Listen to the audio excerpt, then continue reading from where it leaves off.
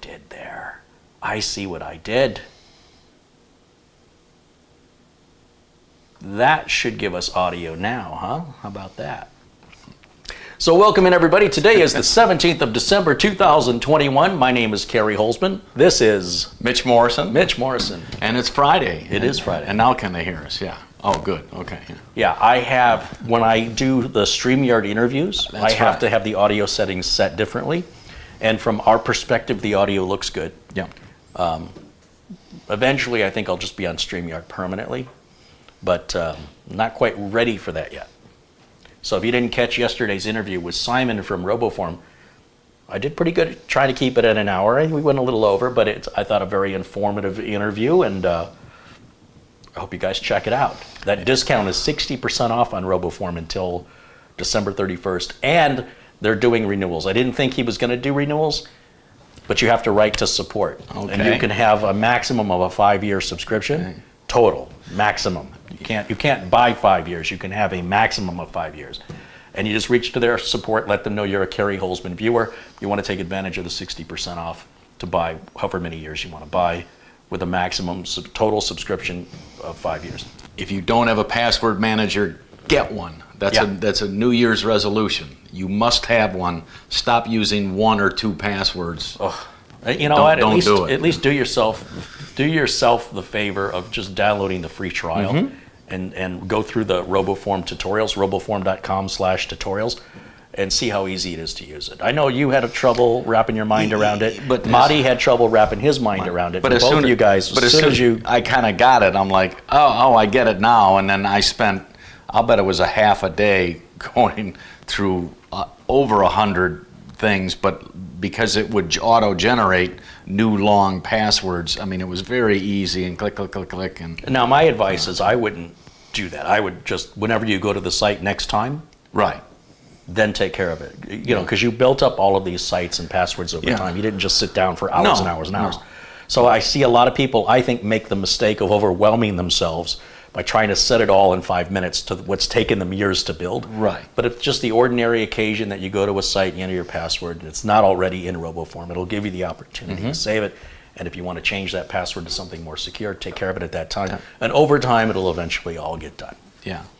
I was just stunned at how many, websites and passwords I had. I figured maybe 80 to 100, but then when I saw the list, I'm like, jeez, A couple of contributions have come in. Kicking us off with $2 is Tom K. He says, hello guys, when do I get to be blue? Just keep appearing in the chat, joining us and participating and being nice and supportive, and that's what turns you blue. Thank you for supporting the channel. Peter Laycock, hey, there he is with a 50-pound contribution. He says, good evening, Kerry and Mitch and everyone in the chat from Edinburgh's Bonnie, Scotland, where the temperature in Edinburgh is 32 degrees Fahrenheit. Well, Peter, last night, Kerry and I were stunned in Phoenix, Arizona, how cool it got last night. I was like, yeah, I was out having a cold beer, Blue Moon, of course, and when I got out of the bar, I'm like, it's a little brisk. Yeah, I couldn't see my breath, but I was like, what do you think, 39 maybe? Well, I checked the phone about 2 or 3 in the morning, and the phone temperature said 39 degrees outside. Okay. So that seemed about right. And then even now, it's still pretty chilly. Even now, it's about 1 o'clock in the afternoon here in Phoenix, and looking like we're at 59. But just about an hour ago, it was at 40, 48. Yeah. So yeah, I mean, it's warmed up pretty good. But yeah, thank you so much there, Peter and Tom. Oh, and Bob Connors contributes $15. He says, this time it is my on-time fee. Have a few Gatorades. Right on, Bob. Thank you so much. I'm going to need this because we're going to try something today. Before we kick off the show, okay, I went to this website called Strive. I like beef jerky. Okay. And this website came up, I think it came up with like Facebook or something, and said, if you like beef jerky, you should try this biltong. Biltong? What the heck's a biltong? So apparently, this is their website. Okay. Apparently a biltong is some African way of preserving meat, like Zimbabwe, South Africa, Malawi, these places. Okay. And it's supposed to be jerky without the junky. I guess it's a healthier way. I don't know. Okay. And I don't know. I was in a mood, and I'm a very finicky eater. And I thought, well, here's something I like already. I like beef jerky. This is different. Okay. And I thought, well, let's check it out. So they're not paying me. They don't know who I am. They don't even know I'm doing this. Okay. So. I'll take a chance. All right. Yeah, you're gonna join me on this adventure. Yeah. So I got it in the mail. It was like a buy one get one free, and it kind of comes in this vacuum packaged, Hermetically sealed. it's like a big old hunk of beef. Okay. And I don't know what even flavor this is supposed to be. It's a slab. Yeah. Okay. Yeah. That's what I like to do. I like to go to the finest dining restaurants and say, do you have any slabs? How's the slab today? So I don't know. This could be awful. And then what was in the box? I guess they give us Awfully good. All right. a sticker, which everybody Okay. needs a sticker. Maybe that goes faster with the sticker. Okay. Slab guide. There's a slab guide. Yeah. Does it say which one we've got? It just says charcuterie biltong slab. But pure. Has anybody in the chat ever had biltong? But pure deliciousness on the inside. Okay, what about the outside? Yeah. I mean, Yeah. now I'm scared. They were very specific. Strange. So I thought, okay, so if I like beef jerky, and beef jerky sits in a plastic bag for God knows how long before you eat it, Okay. the idea of slicing it fresh before you eat it seems like a good idea. I don't know. Are you ready? I'll take a chance. I just went to the dentist yesterday, so Well, hopefully this won't rip your teeth out, said my dentures look good. All right. but your gums have to come out. Oh boy, I don't even know how we're going to open this. I thought I was prepared. We just want to do something a little different today because we're going to do the big beast build, and we're going to wrap that up, or at least I want to get it to the point where we can get it to Photo Ray to do all the cable management. So we want to get all the fans done, the cooler replaced.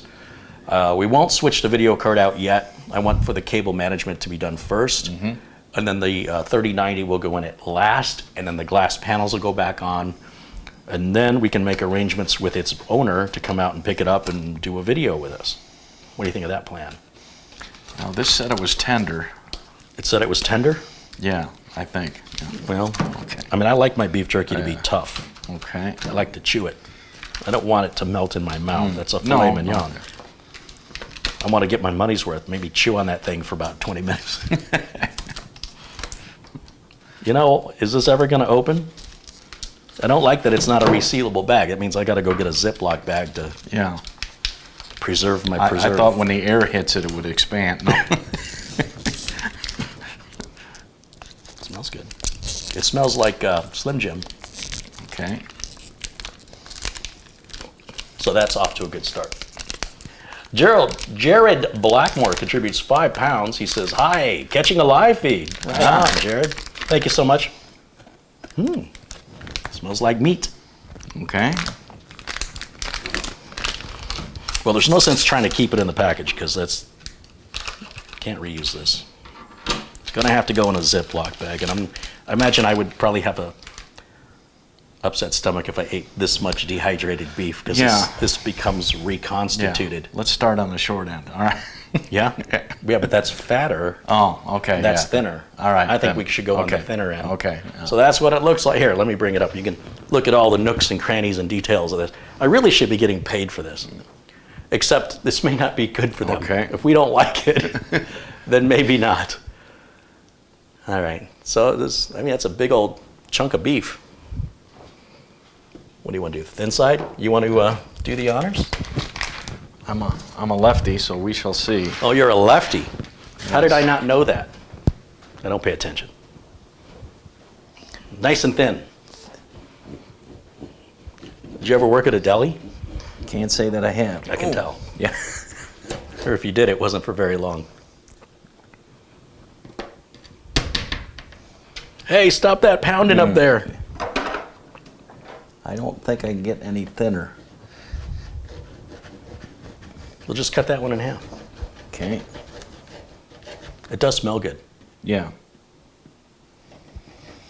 All right. Who needs teeth? All right, here You ready? we go. Cheers. Huh.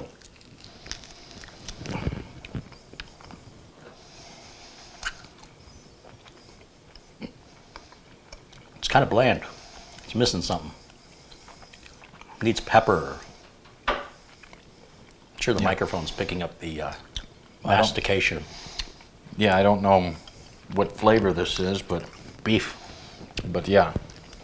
Needs something. Yeah, I'm so used to pepper. Yeah, I should have made sure. You know, when I ordered it, I think I ordered it too quickly. It's not bad, though. No. It's definitely worth another buy. Do they make a pepper? They make teriyaki. I don't want teriyaki. Spicy peri-peri. What's peri-peri? I don't know. I don't know either. Hickory seasoned And that's it? and original. So we must have original. Original is what I'm thinking, yeah. Yeah. Maybe we could sprinkle some pepper on it. Oh, mesquite barbecue. I bet you that one's good. Yeah. Zesty Zesty garlic? garlic? No. Oh, well, hopefully everybody enjoyed hearing the lips smacking. Of stride. That's what eating sounds like. It's like, yeah. All right. All right, we'll set this aside. I don't know. I think it's worthy of more investigation. Right. By itself, the original, If this is it's a little sweet, but I wish it had more of a smoke flavor, and I wish it had some pepper, some spices, or something to bring it out a little bit more. It tastes a little too much like just meat. If you've ever had just a plain steak with no seasoning, it's kind of like what it tastes like. Well, there is a sweetness to it, but it's not. It's very subtle, very subtle. So it's almost just like a plain steak with no seasoning. So it seems like a good piece of meat, and that's a lot of meat. You know how much that had to start out with before that shrunk down?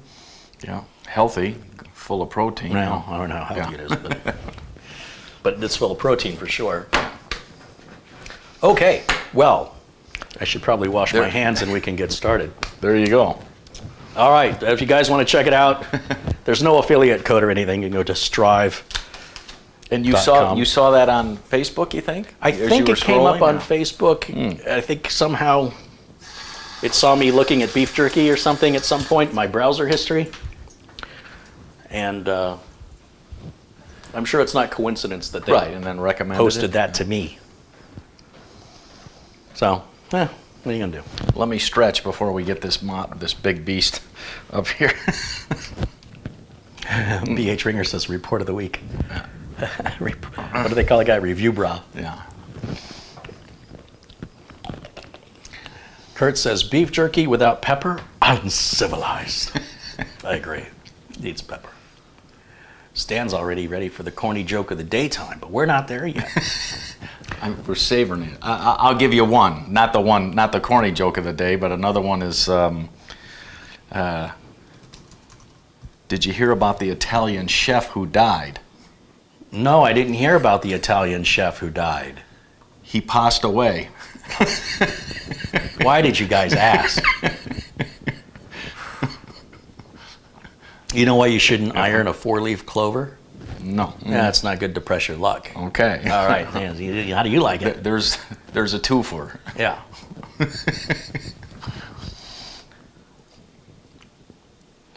All right. When I was a kid, my mom told me I could be anybody I wanted to be. Mm-hmm. It turns out identity theft is a crime. Oh, okay. All right.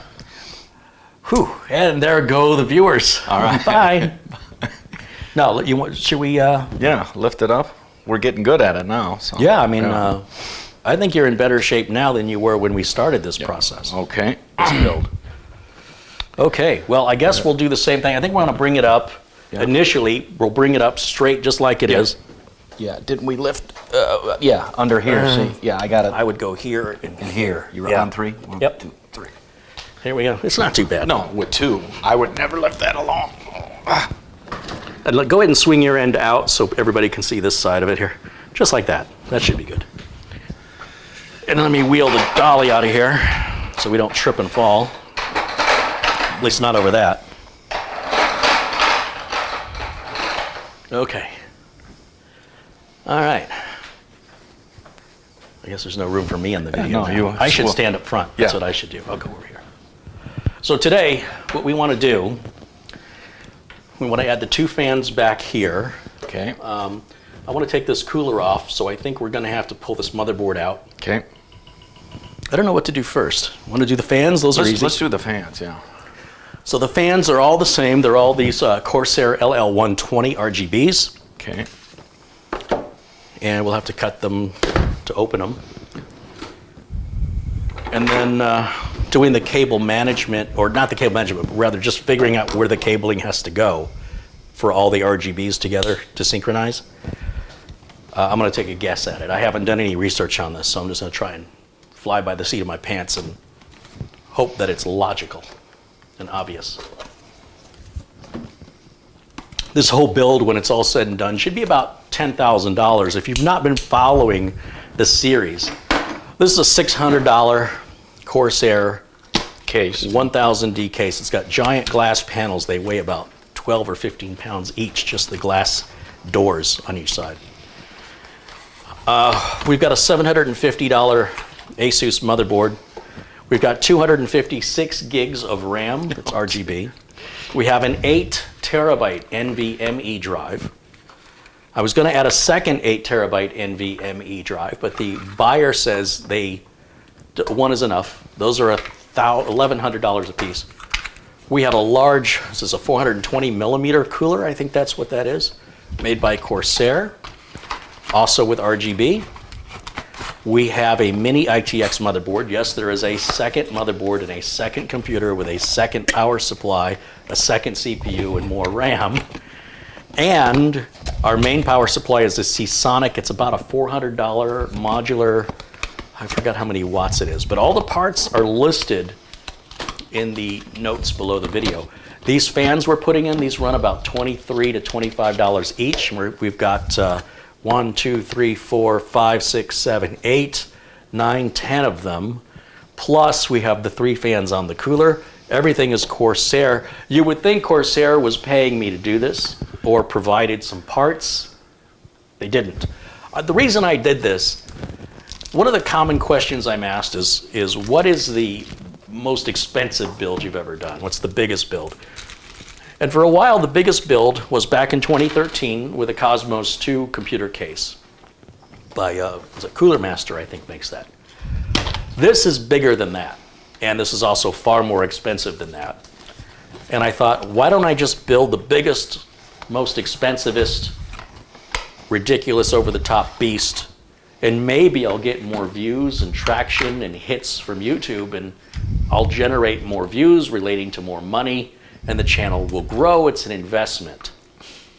That didn't really happen. I'm not really seeing any more views on this build than I am on a $600 build, to be honest. And I'm surprised because if you do a review of a Ferrari, which very few people can afford, the Ferrari reviews always do better than regular car reviews.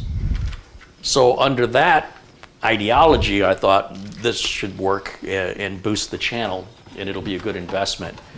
And then I was concerned about what I was going to do with it once the build was done. And I just didn't have an answer for that. I figured, well, something will work itself out. And in fact, it did. And we'll announce who that is when the time is right. But I don't know that it'll be completely $10,000 to the nickel. But basically, I will sell it for exactly what I paid. There won't be any labor on it. But you've got to remember that, you know, all the parts individually are quite expensive when we talk about how much the RAM alone is worth over $600.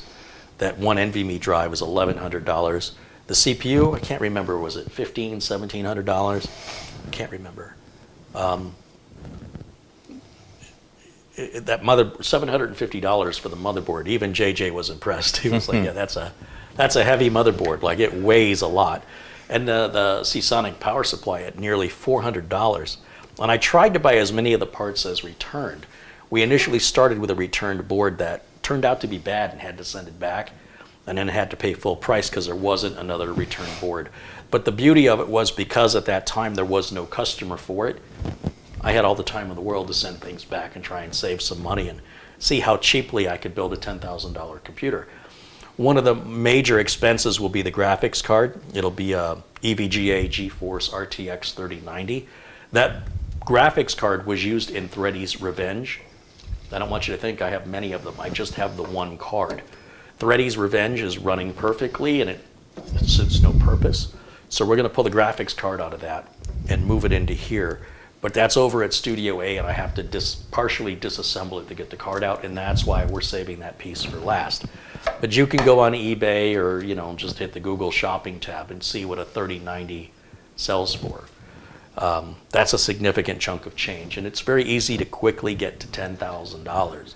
Even this case was over $600 at every website. The cheapest place I found it was buying it direct from Corsair, who was selling it at the manufacturer's suggested retail price of $550. But you got to remember, here in Arizona, there's about a 10% sales tax. So if it's $550, after sales tax, you can add another $55 onto that.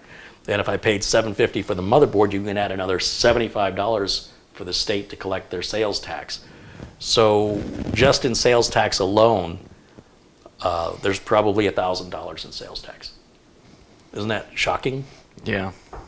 Remember when they weren't collecting sales tax? I do, yeah. Why didn't I do this then? I mean, that's a significant chunk of change. So, all right, I see you got the fans out for me.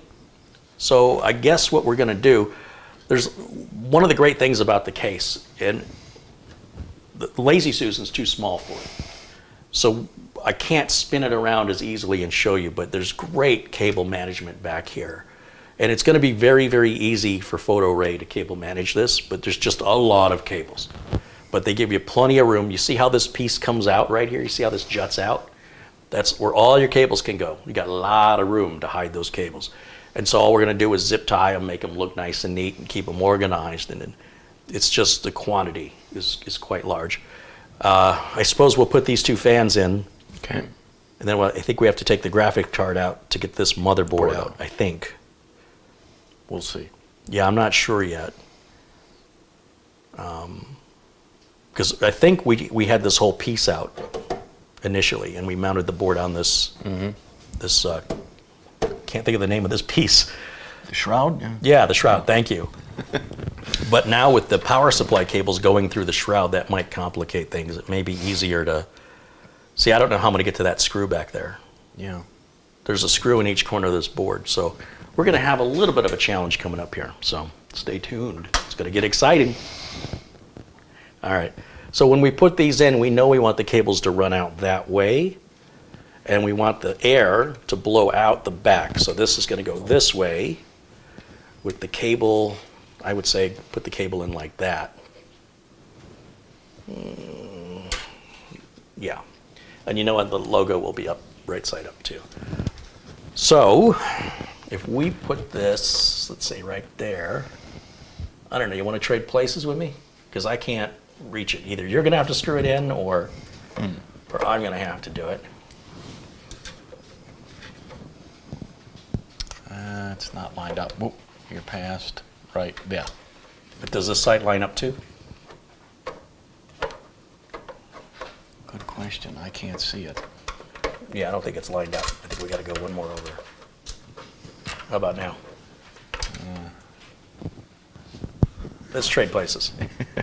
You come do this. They have a couple of slots for different size fans, and so if you line it up on one side without checking the other side, you might be on the wrong slot, and then you won't get to the other holes. So it's something you want to check. It's part of the versatility of the case to allow for different size fans, but in doing so, yeah, that's exactly the way it's got to go. You nailed it. So we'll start that one there, and we'll go to the opposite corner, and you need to tilt that, yeah, just like that.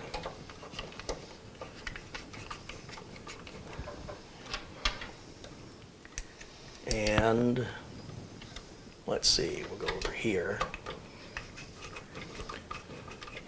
And one more. Now the chat can see the back of my Ambrosia shirt. 50th anniversary. Love that band. Let's see. We might have to adjust. These slide up and down for adjustment for, you know, if it's going to be the only fan back there, if you're making room for a second.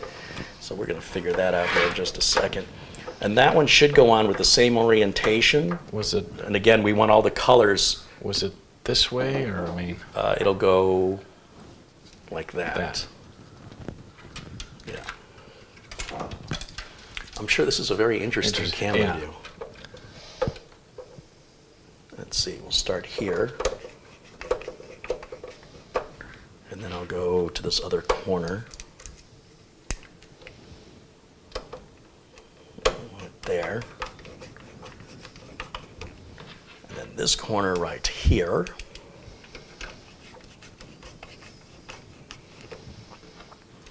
And the last one in this corner. And then go ahead and slide the fan up so it's touching.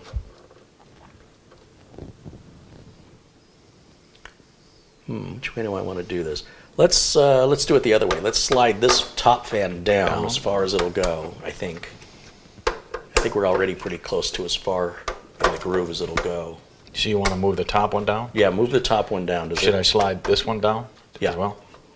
Yeah, that's as far as that one goes. And then go ahead and, is that one still too tight? How about now? Let's raise it up a little bit. Right there. Yeah, I think that'll be good. I think. I'll just tighten two. Now let's bring the other one up.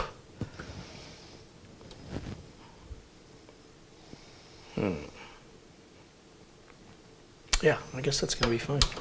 It's an aesthetic thing, right? You want to go with what you think looks best, and what you think looks best and what someone else thinks looks best could be two different things, but all you have to do is loosen the screws and they slide within the groove about an inch either way.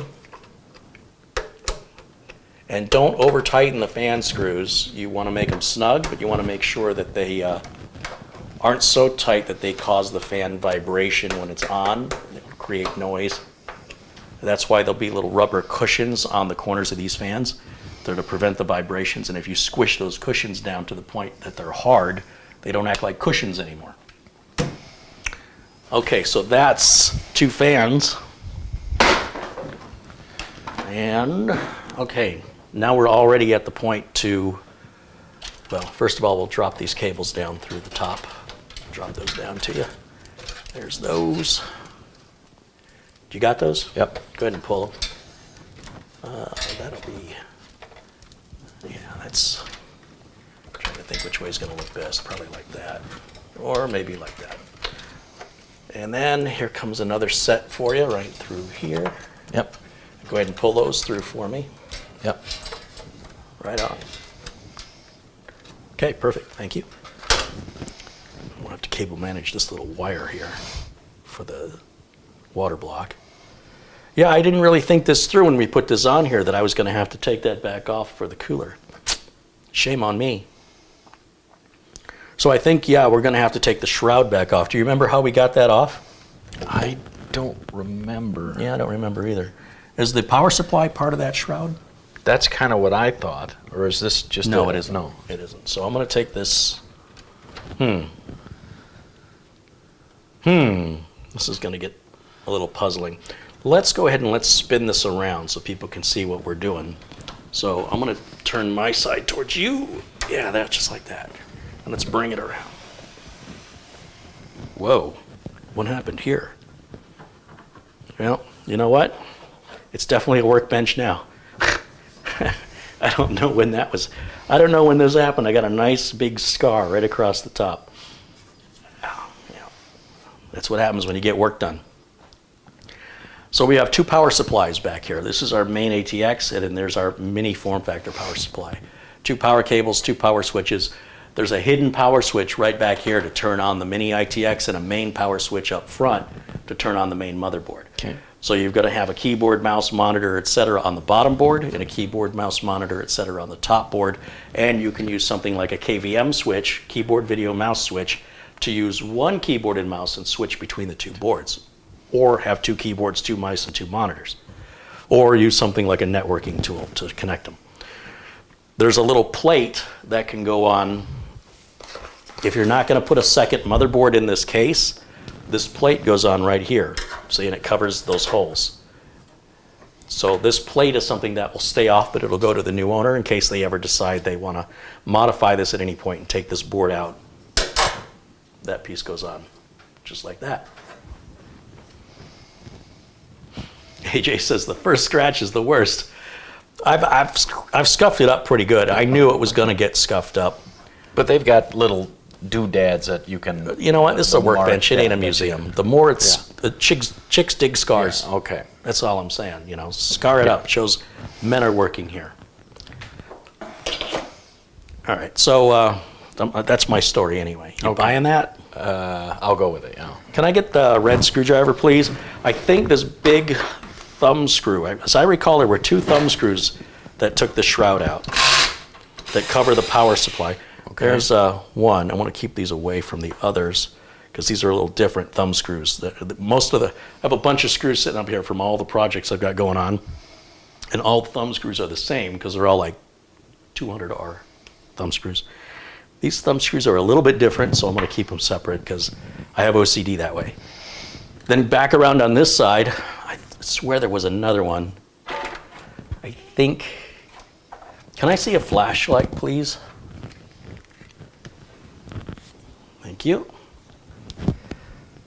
Oh, you know what? It's on the other side. That's why. Yeah. Over here? Yeah. So let's go ahead and let's continue to spin this. We're going to keep bringing it around this way. Lift it. Yep. Oh, jeez. This was a really stupid idea. More? Yeah. All right. So now you can see we have all this room for cable management back here, including there's a fan controller. And then we still have to add, see, there's the Commander Pro. It looks like I already did something here. What is this? RGB? I don't even know. I have no idea what's going on right now. Well, we're going to figure all this out later. But so we got to figure out, this is going to go, one of these is for powering the fans and one is for RGB for the fans. So they all blink in sequence. That's why you don't want to turn the fans any different angles, otherwise they won't blink in sequence anymore. And you don't want to buy different fans from different manufacturers or they won't blink in sequence. And the whole point of it is aesthetics. There's our small power supply. And as you can see, once we get all of our cabling in here, Photo Ray can tie this up nice and neat in little bundles, and then we can just close these doors. Yeah. And it's I a nice think clean. the reason you had that, because didn't we show the front 8 fans going in one of the videos we did? You're like, I'm hoping I covered this on video. Yeah. Because I don't think I worked on this off camera ever. No, I think, yeah, we I just don't remember doing it. Yeah, we plugged in all 8 fans and turned it on, and it looked dynamite. Did we turn all the fans on? Mm-hmm. Yeah. Yeah, but we couldn't have had the RGB. That's the thing. We could have got the fans going, but not the RGB. Oh, okay. Or we could have got the RGB going, but the fan's not turning. Something. Okay. I don't know. Don't confuse me. Yes, sir. These are all places for additional 2.5-inch hard drives to go on the doors, inside of the doors. I don't know why you'd want to do that. What are those? Okay. Yeah, right? That's all kind of obsolete. Yeah. And like I said, even if we didn't cable management, even if we were just lazy, you could just jam it all in there and close the doors. And no one would know, because it'll look good from the front, it'll look good from the back, because the doors are going to cover everything. Even though there's a glass panel back here, which I don't know why, you're not going to see anything but the glass, the metal behind the glass. Right. Yeah. So I really like this little doorway here for hiding the cable management. And then you can see we've got room down here for 1, 2, 3, 4, 5 3.5-inch hard drives. So there, this thing could be a server if you wanted it to be a big, heavy file storage server, something like that. Okay, let me try to see where that other thumb screw was. Oh, it's right down here, right down here. Remember, I couldn't find this last time. It's way down here. And those should be the only 2 thumb screws, I believe, that hold the shroud in place. So now what we can do, let me hand this back to you, and I'm going to close these doors. Close the door. Okay. And then we're gonna keep spinning it the way we've been spinning it, bring it back around to the front so everybody can see. So go this way or no? Sure, why not? Let's just keep going the one direction. That's the advice I got from Harry Styles. Yeah. Here, I got this now. This side. Okay. If you got lift it. Yeah. So we don't There we scratch. Yeah. More. Yep. Wait a minute. Come on, old man. You got this. I didn't have my Wheaties. Oh, this one. Oh. Okay. There it is. So we should be able to slide the whole shroud back, but I think it's going to get, we're going to be pulling on these power cables here, but let's just see what happens. There's nothing on this side for me to grab. I'm going to have to somehow find a, maybe if I grab it here and pull back. There it is. Hey, look at that. It was easier the second time. And then I think this is in our way. I can't remember how this moves, this piece. It may not need to come out. Let me just see.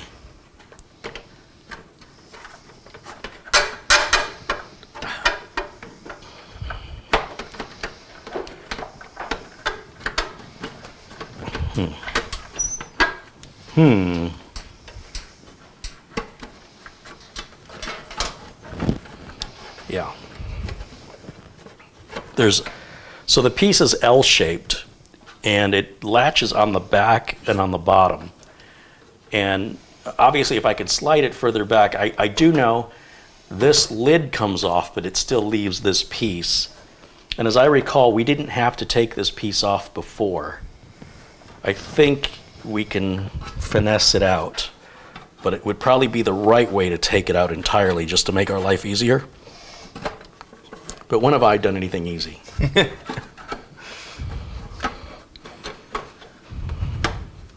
So you think you can finesse? Finesse, that's the word. That's what I'm going with. You can't even spell it. All right. IT. Yeah. Okay. Yeah. Oh, I'm hitting the USB 3 cable here. Let's see if I can get that. Ooh, didn't like the sound of that. We're going to push that back in a little bit. See if that's still giving us grief. Something else is still hanging me up here. We're free on the bottom, but we're not necessarily free on the back. Something else, somewhere else, is holding us in. All right, I'm gonna need that flashlight now, because now I'm confused. Everything looks like it's disconnected. And I cannot see this back corner at all.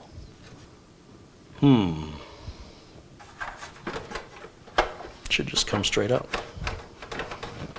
I'm hooked on something somewhere. Do you see anything on that side? Not really. Let's see. You might have to come around here and take a look-see. Well, you know what? It may be that this piece does have to come out. Because with this I/O shield up here, Okay. I feel like the I/O shield it's not freeing itself from this area that kind of comes in a little bit. No, I can't use that. I think, maybe let's come around here and see. I think, is there a thumb screw that can remove that? Or does that even come out? Yeah, we didn't take this out. That appears to be riveted in from best I can tell. I think those are rivets. Let me see my glasses. Let's see what that is. I think that's a rivet. I think that's a... For some reason, I could have sworn I remember a thumb screw in the back here, but I couldn't tell you. Well, yeah, that was the one we just took out. out. Yeah. But you see this whole big tray appears to be riveted in.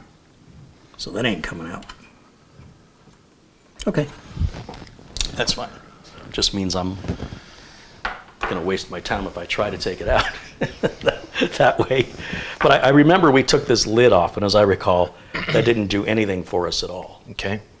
I'm not even sure why this lid comes off. I'm not sure what it does. But this piece underneath is riveted in. So something is holding us in here. And I'm not sure how we did this. I think did I tilt it up?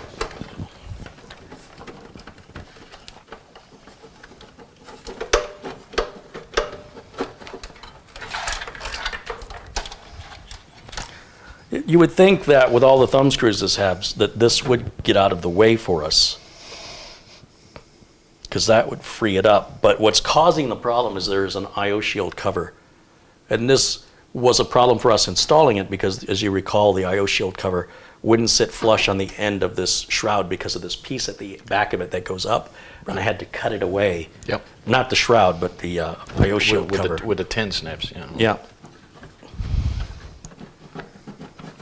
So I think it's just this back corner of the I/O shield that's it's hitting the bottom of,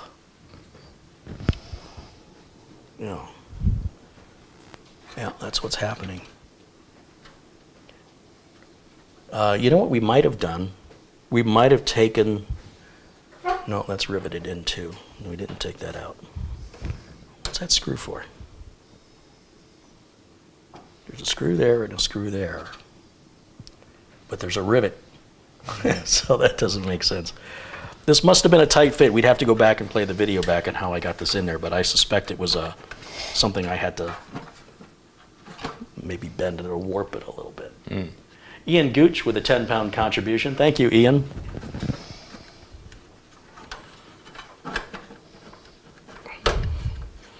I'm going to pass this through to you. And I'm also going to pass the audio header through to you because those feel like they're going to break off potentially when I raise this up.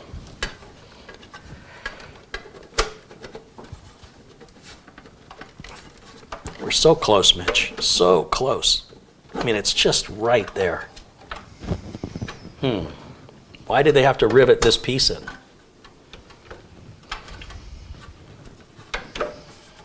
How did we do this? Gonna have to go back and watch our own video. Yeah. I don't know how we did it. I must have taken it in on an angle like this and then forward. So I guess there must be a way to take it out on an angle like that. Somehow. There must be a way. Maybe. Somehow.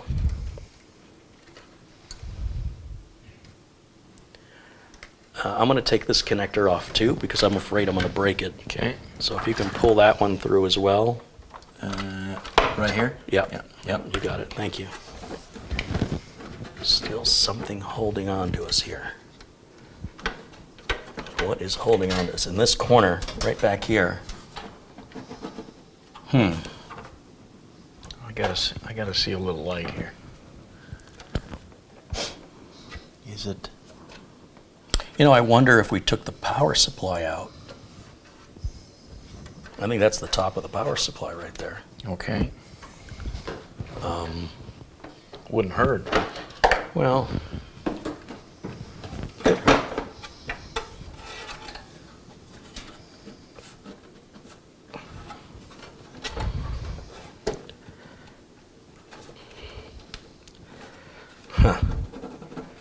I don't recall struggling this hard to get this piece out.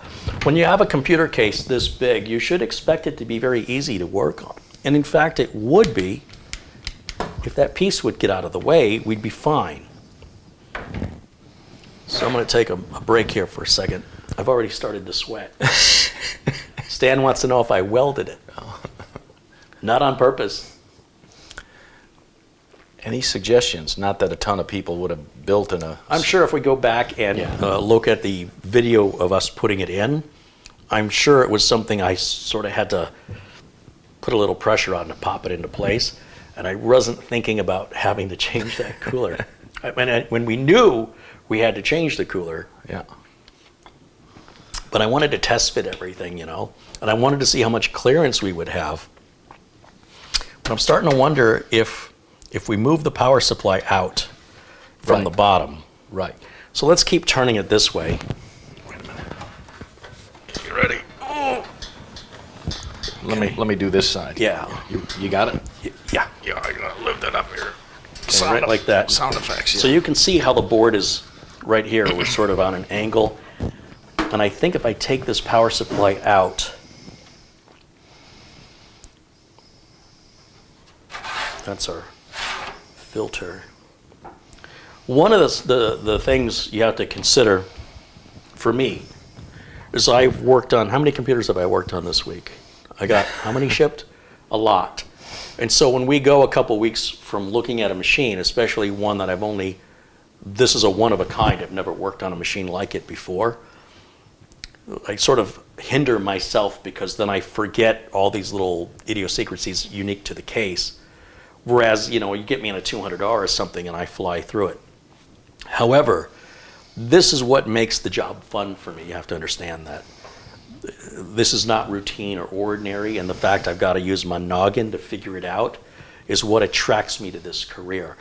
So if I had just focused on this one project and did not allow myself to get distracted with those pesky customers who needed their stuff fixed and they wanted their new machines, if all I did was work on this without any distraction, this would have gone a lot easier. But now I have to relearn what I had figured out before that I can't remember. And it's a little difficult to go back and find the video right now while we are live. It would have been ideal for me to prepare. But as a field service technician, you don't get a lot of opportunity in real life to prepare. Customer calls you, they have a problem, stop what you're doing, get out there and fix it. It may be a computer you've never seen before or a configuration you've never seen before. There's nothing to prepare. You don't have time to prepare. They need you there now. This is my career. My career is all about get to the customer now. You can't say, well, hold on, let me do a little research before I leave. No, we'll call somebody else. So that's been ingrained as a technician, as a field service technician, that you'll have no idea what you're going to encounter at a customer's location the first time you're there, possibly even the second time you're there if the time span between visits is lengthy, you won't remember it. And some people who frown on this are used to watching polished, edited, scripted videos, but that's not what it's like to be a computer technician. This is what it's like. You'd never walk away from a job, but you can never go to a job, especially a new job or a job you haven't been to frequently, fully prepared. You can't know what you're prepared for until you're there. So for the people who frown on it and say, well, you guys should have done your research, then you have no idea what it is to be a field service technician, and you've been brainwashed by other YouTube channels to think that's how this job goes. Now, when you work in corporate IT for a specific company, then there's specific hardware, and you will get to know that hardware like the back of your hand. But then you won't know anything else. A lot of corporate IT workers are asked by employees, hey, after work, do you work on computers? Because my home computer's having a problem. Most of the time, those corporate IT workers say no. And the reason is they have no idea how to work on your computer. They've been trained by the company to work on that specific hardware in a specific way. So a field service tech, you have to be far more flexible and you have to figure things out. And it's not so much about being prepared, other than you're prepared to see it through and do whatever it takes to get it done. We don't walk away from a job, we don't leave it undone, and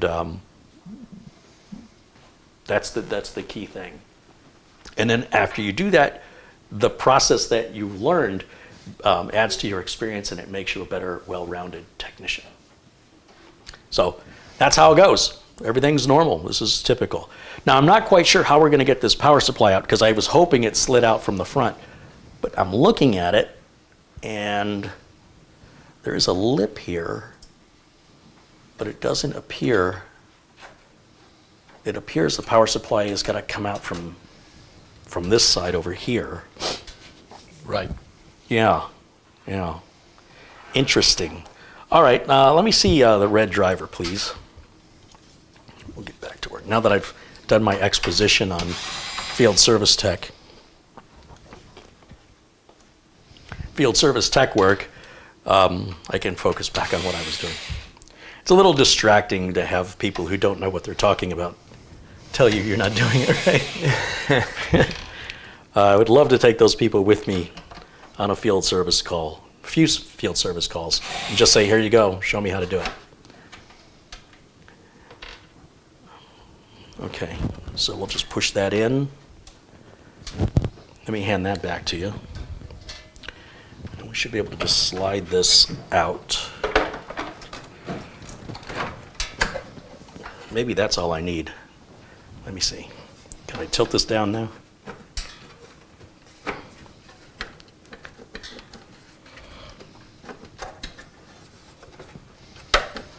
Still getting hung up somewhere.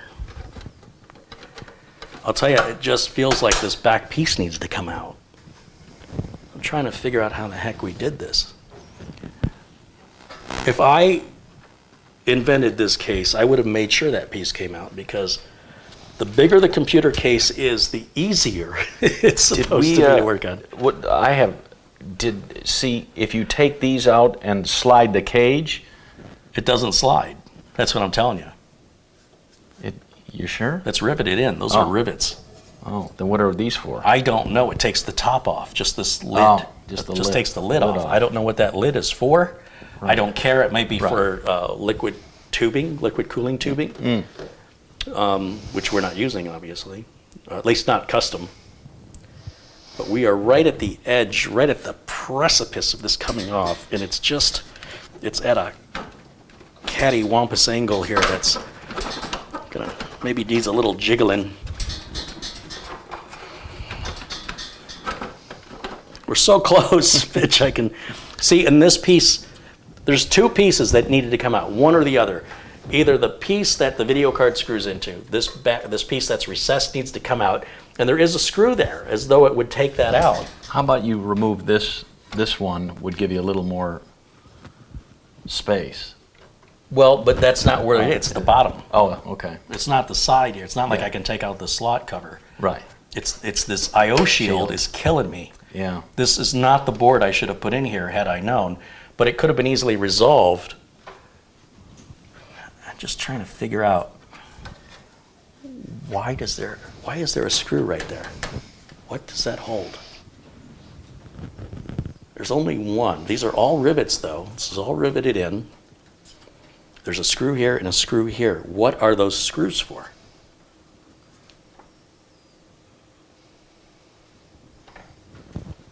I'll tell you what, let me see red again. I'm dying to know what these screws are for. What do these hold? Well, you know what? Maybe that does come off. Maybe that's what it is. So now let me take the graphics card out. All this to just pull this board out.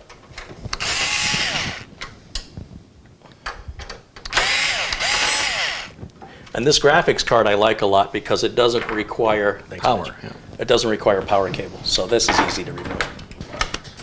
This is like a gigabyte 1650, I think. I use this for testing for that reason. Okay, now does this piece come out? Ah, it does. See, they tricked me. Only half of it stays in. That's where the rivets are. Oh, who knew? Learn something. Apparently, anybody who read the instructions. Learn something new every day. Now, okay, will it bounce? now there should be no problem with this. No problem at all. Should be really easy now. See, now the power supply's in our way. I need to push it back. Okay. So that's what happens when I don't remember how I worked on it. I think I moved that enough. Let's see. Still, something is catching it. Oops. There we go. Just caught. There. Hey, I got it. Yay. That's what I call finessing. All right. Yeah. Finessing. I said finessing. Finessing. Okay. It's French. All right. Okay. Okay. Now what? Yeah. Okay, so now I just want to move that aside. Okay. I want to move this graphics card out of our way here. And now what I need to do is unplug. So the Mini-ITX power supply here is still plugged into the motherboard. So let's go ahead and bring the whole case back this way. Counterclockwise. Yeah, I want you to take the front and go that way. This way. Okay. You ready? Sure, why not? I think, wait. 3. I don't have anything to grab. Okay. Okay, now I'm ready. 3, 2, 1. More. Yep. More. That's good, thank you. So you can see how I've got this out now. And now this power cable here is going to be holding us in. Okay. So I'm just going to lift that off of there, push it through. And then there's one in the back. The CPU power connector will be back here. And we'll just take that one off. Wherever the connector is. There it is. Now we should be free. I'm free. Got a little bit of a tangle. There you go. What else is there? Oh, that's going to be power for the 3090. Okay. So this is what I've been struggling to get out. Just a little board. But you see, it's got these Mini-ITX motherboards. They have a screw in each corner. There's one in that corner, this corner, and that corner. And that would be darn near impossible to get out while it's mounted in. And it does, thankfully, that this piece comes out because that was saving our bacon. Okay. However, if this motherboard didn't have this plastic cover over it, we wouldn't have had this struggle, nor would I have had to I had to cut this I/O shield. Little notch. Yeah. Where is the cut now? I can't find it. Oh, it's right here. There. So there's this lip that runs across the edge. And it runs right underneath the I/O cover, which was preventing the motherboard from sitting flat and flush. So I took some wire cutters. If you look into that corner, I cut it right where my finger is. Just a little notch. So that was my first clue not to use this board. If I had gone with a cheaper board, it's a very expensive build, and I wanted an expensive second motherboard too, right? And I also wanted it to match. So this is the ROG Strix from ASUS, and then this is also an ASUS. This is a ROG, like a Rampage something or other, 11? I can't remember. All the parts, again, are listed in the video notes below the video. And what I have to do is take the motherboard off of here, because to put our new heatsink on, we're going to have to, I think we have to get underneath the motherboard. But maybe first I should open the heatsink box up and we should check. The question is now, should we just slide this whole thing back or take it off entirely while we do this work? I would take it off. Take it off? Yeah. Okay, so let me set this down here. You know, that's somebody's whole computer I just set down nonchalantly. You know what? Maybe we should put this power supply back in while we're out. Yeah. So let's spin it this way. Okay, yep. Wish I had a giant lazy Susan. Yeah. And then if you hand me red, I'll get these screws put back in. Thank you.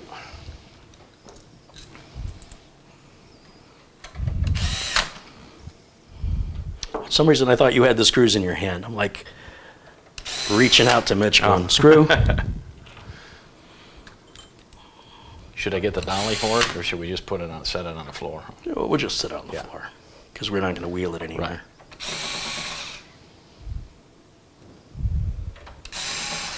It's always the last one. So you always want to loosen, don't tighten these down for this very reason. I felt lucky. If I move this, there we go. And I don't tighten these screws too tight with this driver. This is on a torque setting of 3. But on something as big and heavy as the power supply, I will use my manual driver and tighten them down a bit more a little bit later on when we're done. So let's close this as best we can. Yeah, we got a big mess of cables here. And just doesn't matter, just shove them in there.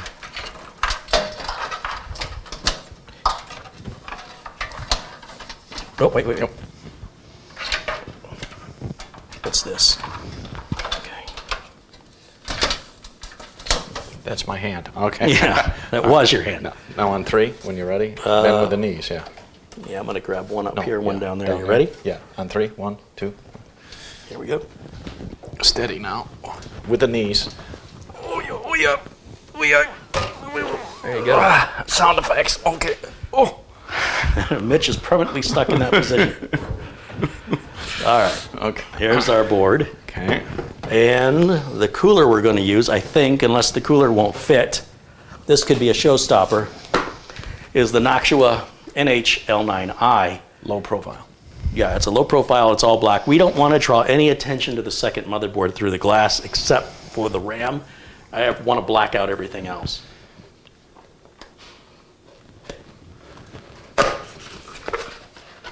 Oh, look at how nice they packaged that. Fancy. Now we're not sure whether that has a back Say plate. that one time. Form your words, a back plate, yeah. Yeah, I think it does. Yeah. I think it will. Okay. So this will have to come off the motherboard, yeah. That's what I'm thinking. Yeah, that's why I didn't take the board off yet, just in case this had a different mounting technique. There's our case badge. Look, they even have a special place just for the case badge. Isn't that ridiculous? Yeah. Documentations for suckers. Thermal compound.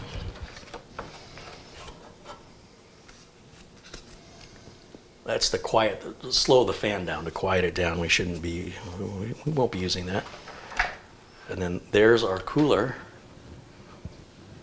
That's the whole thing. It's pretty unique. And then, what else? There's something else in here. There's no bracket, is there?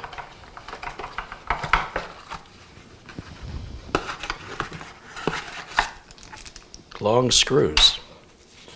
Okay, where do those go? So now we don't have to take it off.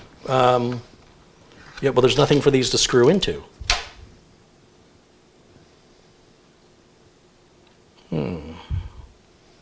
What are these supposed to screw? What socket is this for? Probably should have done this research.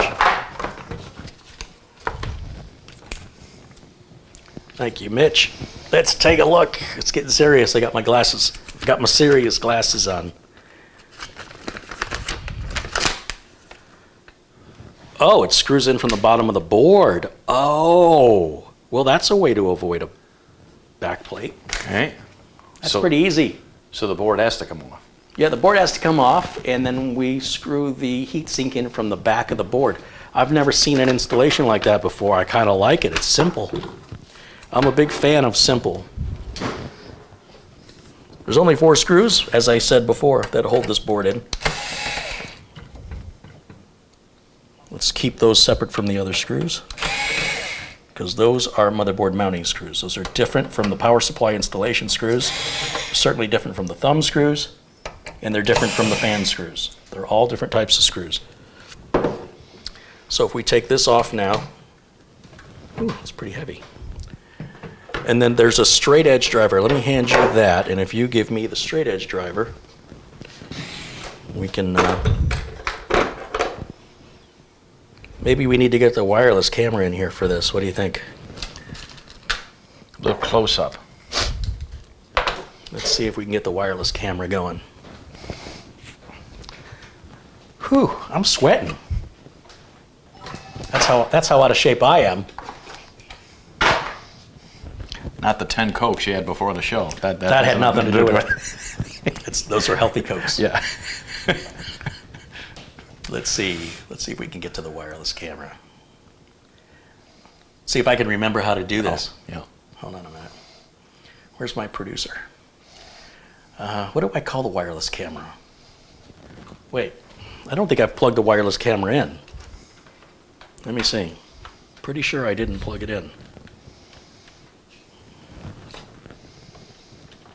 Oh, I did plug it in. It's camera 3. Remember that for next time. Yes, sir. Camera 3. Camera 3. All right, and does camera 3 work? Hey, there's camera 3. Come on over here, camera 3. And you know, I have another HDMI wireless transmitter. You see how everything gets jaggedy when the camera moves? Yeah. That only started when I switched the capture card to the 4K capture card. Right. So the folks over at Hollyland that make this wireless HDMI transmitter sent me a bigger, more expensive transmitter. Okay. And I'm curious, when you move the camera, you'll see these jagged lines. Jaggies. Hopefully they'll go away. Otherwise, I either have to hardwire the camera to get rid of those jaggies, or I have to put another capture card in specifically for the wireless camera because it wasn't doing that with the Majorel card. Right. So, okay, so looking down here, and we had the straight edge driver down there, the flat blade. That screwdriver has like 6 names. What do you call this driver right here? Flat blade, straight edge, not a Phillips? Yeah. You see there's little arrows. Yeah, keep that held up. That was perfect. See these little arrows down here? These are turned in the direction opposite of the arrow. That locks that cooler in place.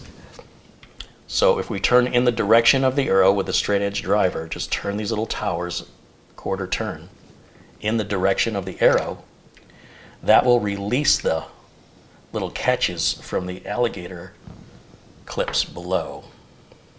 So now we can lift up on the tower. Go ahead and set that down because what I need to do is push down on the cooler while I lift up on the tower. And I'll do that to all 4 corners. If you don't hold the cooler down, you'll start pulling the corners out, the whole cooler out by the corners, and you'll bend these and break them. Let me take off the fan power connector right there. Just pull straight up and wiggle at the same time. Don't wiggle it hard, just a gentle wiggle and pull straight. No. Wiggle left and right while pulling up. Also, don't pull it the way I just did. Pull it by the connector, not by the cables, or you will eventually pull the cables right out. Now, as I recall, we didn't put any coolant thermal compound on this because we knew this was a temporary placement. Right. So it should be clean, yeah? Yeah, should be ready for us. Yep. So now my second concern is, will this power supply that we selected interfere with the RAM in any way? We want this power cable to go towards here where it's going to plug in, right? And I just want to set this down to see if we're going to be in trouble. Oh, that's a tight fit. My gosh, just can made you it. Yeah. bring the camera vertical right over that? Just made it. Look at, I mean, it's touching everything.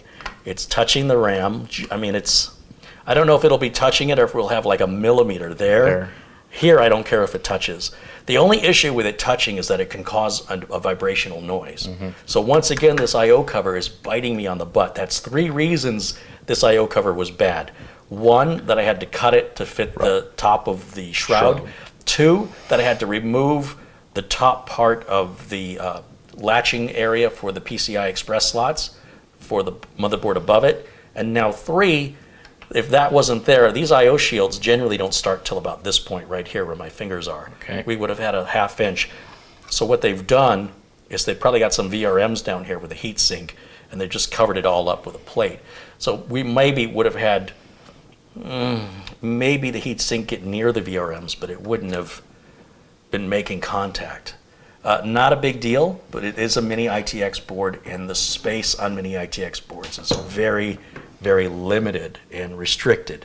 So it's not uncommon that if you were to put together a Mini-ITX system, you'll see firsthand just how tight everything's going to be. You want me to clean that even though there's nothing on it? I can. Yeah, let's clean it anyway just to be safe, sure. And while you do that, I think I'll take the old heatsink, this heatsink here. What I do to prep it is I'll turn it in the opposite direction of the arrows now. So it'll be ready. Yeah, and you see, if you look at how this works, these little clips go into the motherboard, the hole in the board. They're squeezed together. And then when you seat it in the board and you push it down, there's a little plastic piece inside that separates the ends. So if I simulate that now, I have to make sure I'm in the opposite direction of the arrow. Should be that way right there. Hold on, I gotta put my glasses on now. Yeah, so now opposite, opposite, opposite, opposite. So if I take any one of these, when these are new, they're pushed together. Let's see, I'll show you this one. These are, when they're brand new, these are close together like that, but because we've already pushed that little plastic pin through, see that? Yeah. That locks it, so the board is right in where my fingernail is. And now with this mouth, if you will, is spread open, and the plastic pin prevents it from opening. And when we turn this in the direction of the arrow, we can then pull the pin out. I've seen people build a brand new computer and the first thing they do is turn this in the direction of the arrow. They don't realize they've not secured it down. There has to be a certain amount of downward pressure creating a contact point between the bottom of the heatsink and the top of the heat spreader. So many Newton meters of force or something, I don't know what it is. This is all cleany. I'm using technical terms. Very nice. See, I told you I'd hire you for technical help, and I got you doing cleaning. And ready to go. Done. Okay.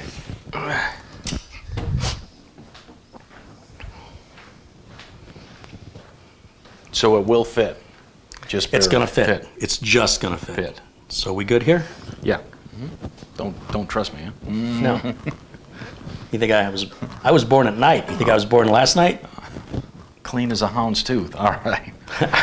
Have you seen my hounds? Hound, yeah. That's not selling it. Glove time. All right.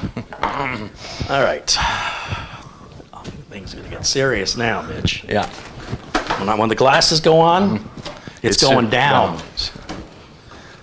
Boy, that looks like a lot. I noticed there's not a little edge where you can see how much is in there. Yeah, they cover it with tape. Yeah, tape. That could have just a little schmutz. Schmutz about that. How much is a schmutz? Enough for 2 CPUs. This much schmutz. I think there's about 3 CPUs worth. Oh, twist off? Yeah. Twist that off. Thank you. Have you done this before? Yes. What CPU did we put in there? That's a 10700K. That's not too shabby for a secondary motherboard. So we'll put a little dollop. That's the technical term for that size of the pea size, grain of rice. No, it's bigger than a grain of rice. I don't know why people say grain of rice.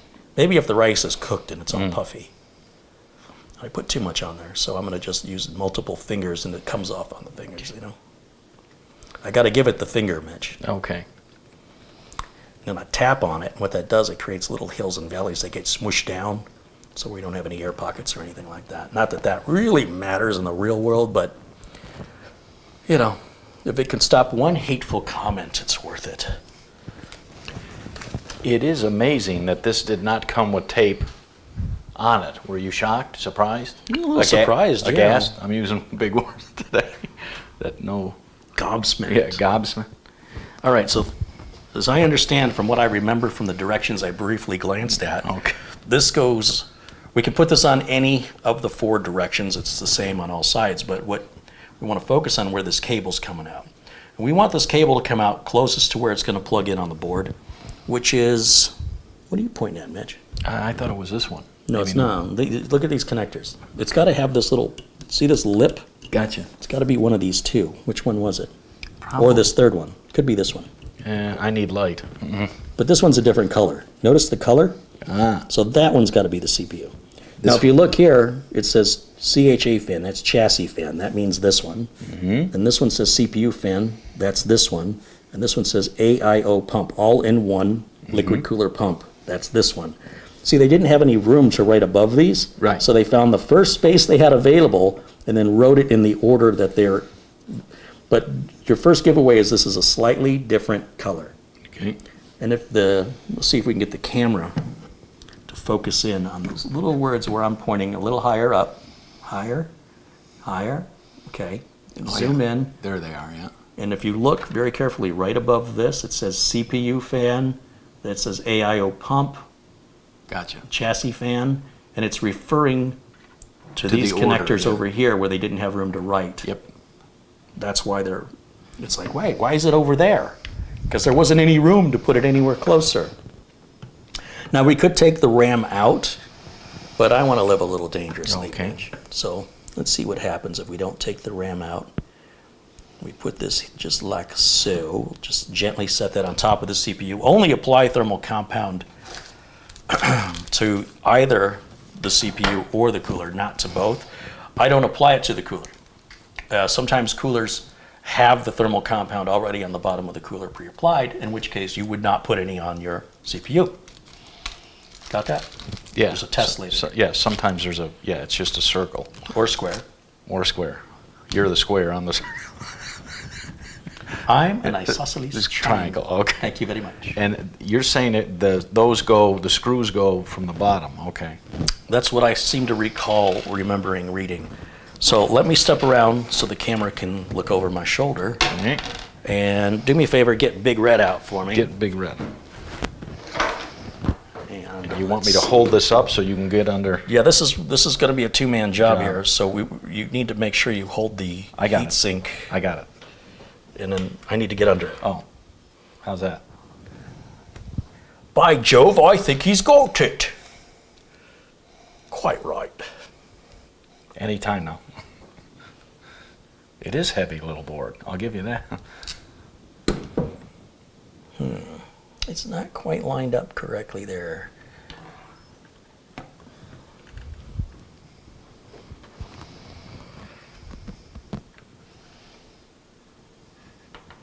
I'll tell you what, just set it like this for me, Got it. and then lift it back.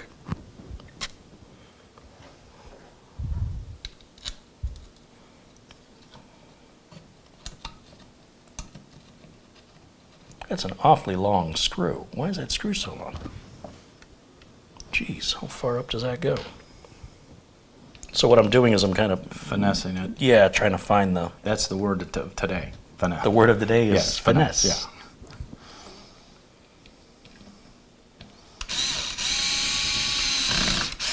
This doesn't seem right. Why is that so long? Something doesn't...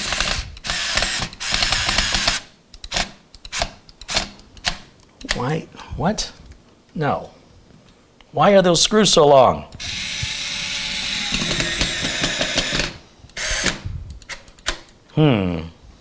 Okay. That's clearly... That's clearly not right. Alrighty then. Whoopsie. Yeah. Oh, I see. I see what I've done here. I'm supposed to use these screws.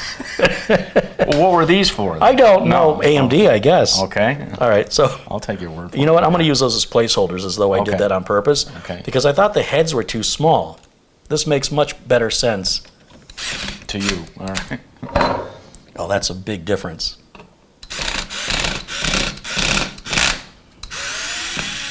Well, thank goodness I didn't waste my time with the screwdriver turning those with my wrist. Yeah. Yeah, look at that. It took the paint right off of those. Yeah, this is why. And you know, I just glanced at Yeah. the directions. Yeah. When all else fails, read the directions. That's okay. It doesn't hurt anything. Have a little fun. Okay. All right. Yeah, that's so much better.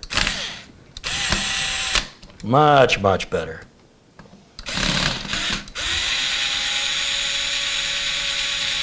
Yeah, those are really long. That must be for AMD.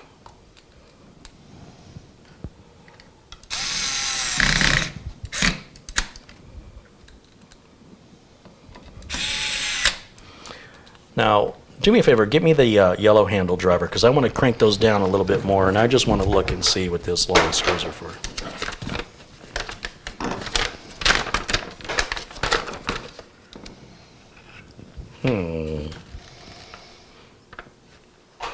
It doesn't even mention those long screws in this instruction. I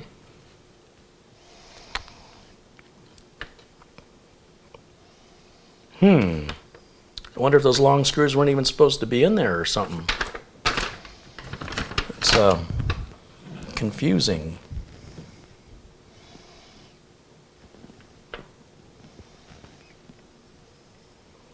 Yeah, this is for Intel only. Odd.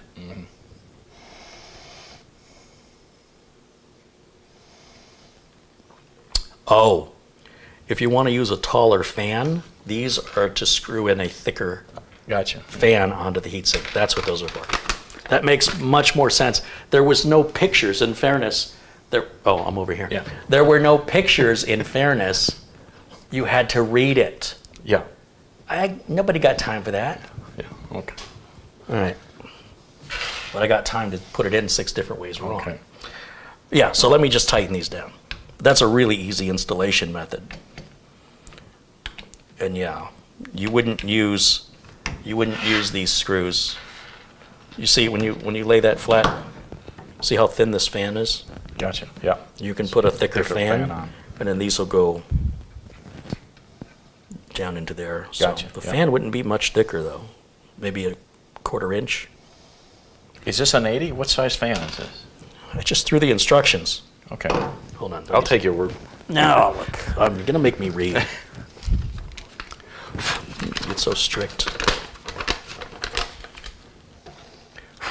Depending on your CPU and the temperature inside of the case, you may interconnect the supplied NA-RC7 low noise adapter in order to reduce the fan's operating noise. In other words, you can make your system run hotter by letting the fan spin slower. Caution, when using the adapter, check the temperature of your CPU. Yeah, you think? In case you would like to use a 92 by 25 millimeter fan for further improved performance, please unscrew the pre-installed NF-A9 by 14 fan. Did that answer your question? If you say It's so. an A9 by 14. Okay. And then use the supplied longer screws to install the 92 by 25. So it must be a 92 by 14. Okay. That would be my guess. 92 millimeters corner to corner, or sorry, width, and then thickness is the other number. Okay. Plug the fan in. Oh, this will be a good time to get out a zip tie. Zip tie. We'll make that look pretty. This is the time to do it, because once we put this back in, we're never going to get back there again. I'm smelling that beef jerky. Oddly, I'm craving it. It's weird. I'm going to need 2 of those, I think. 2. In my snips.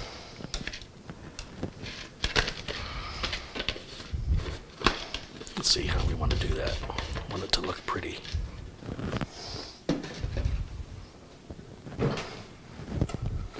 Kerry's got these hot Slim Jims that he's always offering me. They're not Slim Jims. Oh, and I'm a little reluctant because I'm like, They're spicy. I'm like, define. Okay, they're not hot. They're spicy. I'm like, define how much spice. How do you do that? Yeah, snips. What, am I supposed to give you a Scoville level?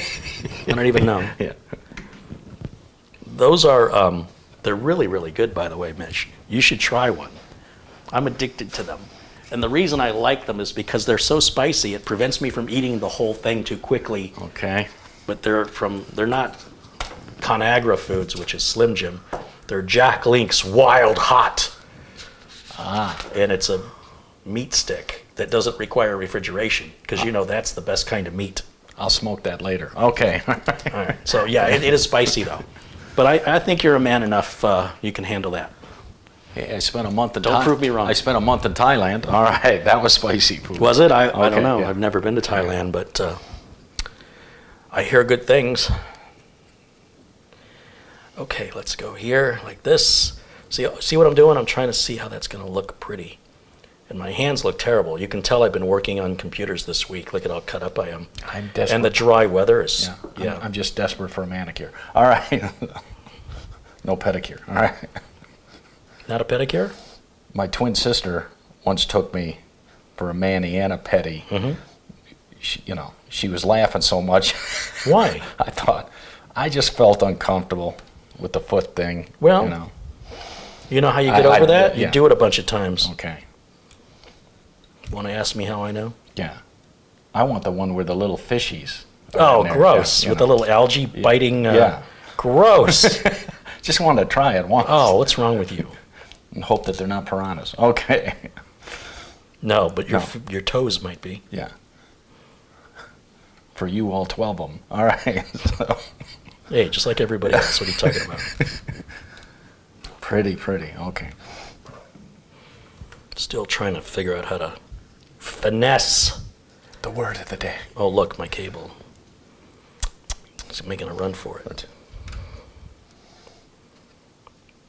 Something so simple takes so much time, But when you're building something of this value and with the amount of money we have in parts, I want to make sure that we don't rush anything. Because once this goes to the Customer. yeah, I'll never see it again. So you say. Yeah, well, Yeah.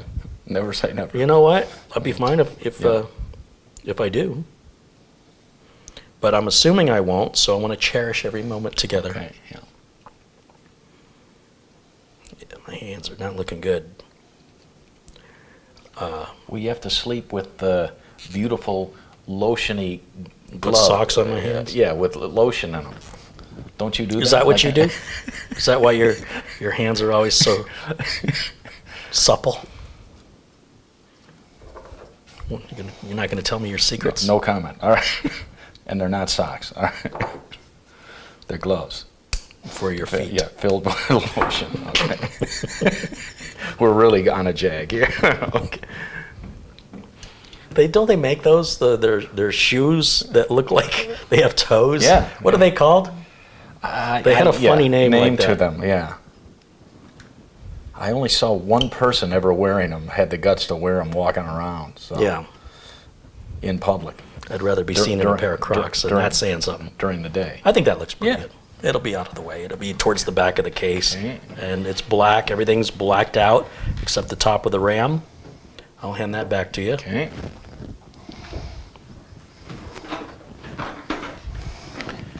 And back on this it goes.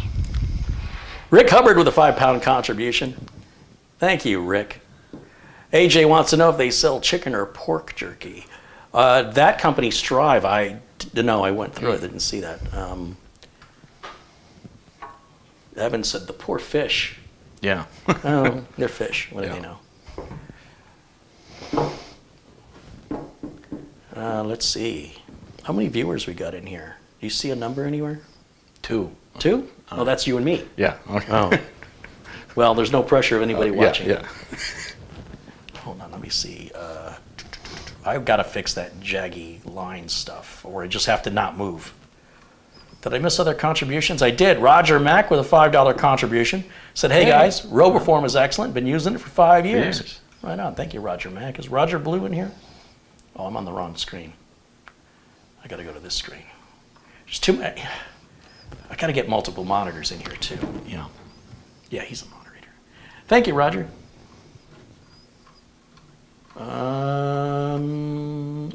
What's that one? Oh, that's Ian. I mentioned Ian's.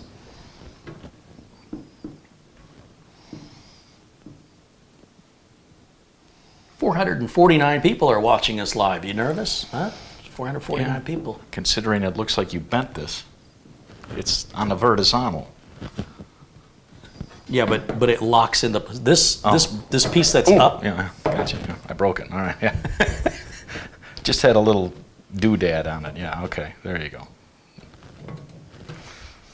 Yep. Now it's ready to go. Yeah. I didn't break it. You didn't break it. I need you to just look at the camera and go. Okay. Yeah. Ollie. Okay. Here are the 4 screws. Brought me some nuts and boiled eggs. You didn't pay me for the last box of chocolate. All right, let me scroll down. Where was I? So weird the case is designed to be so difficult. It's the motherboard. This was a bad choice for board. I didn't know. I just said, ooh, fancy expensive board. Let's put that in here. That was the logic. Oh, I also had it in inventory. I didn't have to order it. I said, oh, I've got a board laying around. Let's just use this one. So that's what I got to get used to looking over here. I'm reading the chat. Okay.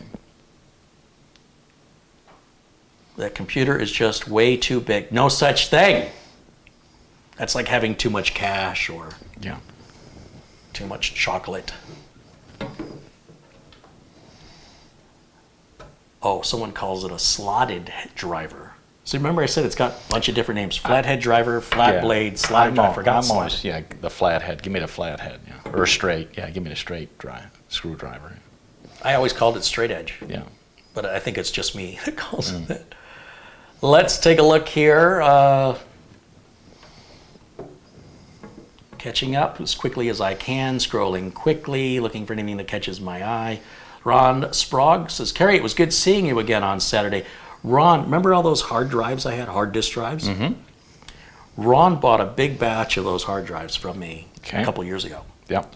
I'd never met him before, and I hadn't seen him since. And I said, hey, I've got about 33 of these mechanical hard drives. I need to get rid of them. I'm not going to, everything's solid state for me. All. Get rid of all of them. And he said, yeah, I'll, we worked out a deal.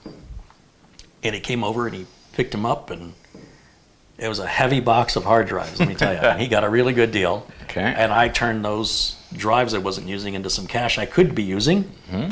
And everybody was happy. And then after he left, I found a few more that I'm like, oh, thought I got rid of them all. So I think he got 33 of them. And now I think I still have 6 more. Plus I think there's another 4 that have to come out of some old machines that I have to. I went through all 33 all 33 hard drives, and I ran them through the data erase thing. Yep. So it took a long time, but they take about an hour to 2 hours each. But they were all securely erased and verified that they all worked. Barry Klein contributes $10. He says, I'm throwing some cash into the Tech Buskers tip jar. Watching this over the top, excessive, what the hell are you going to do with it build is highly entertaining. I agree. Peter Murray says in Ireland we call it a flat screwdriver.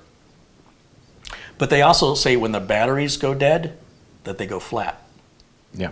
Like if you're going to start your car and it won't turn, you don't have a flat tire, you have a flat battery. And that's weird. They really need to learn to speak English over there. All right, so we do this? Okay. All right. I don't know what's going on anymore. I keep looking. I'm mugging this camera. I should be mugging this one. I got to pull a face on this one. Yeah. Well, around the other side you go. Kicking me out of my own tech bench. You going to use red for these? Or you want the Yes, yellow? please. Yes, I want the red for those. This will go on like this. So what we're looking for, you see how the paint got rubbed off right here? You notice that little detail? Ah, yes. That's where I cut. The notch. Where's the notch? Right there. Oh, it's in the back. Man, I did good work. Wait, I'm on the wrong feed. Hold on. I was reading the chat room and now I can't see the video anymore. I really need a producer. Okay. So here where the paint rubbed off. Right. And that aligns with this cut I had to make right there. And that's because of this I/O cover. If I had used a motherboard without an I/O cover, all of this would have been a lot easier. Okay. But totally worth it, because who else would be mad enough to go through this much effort? So this has to sit back in line with the slot. And thank you. One in each corner.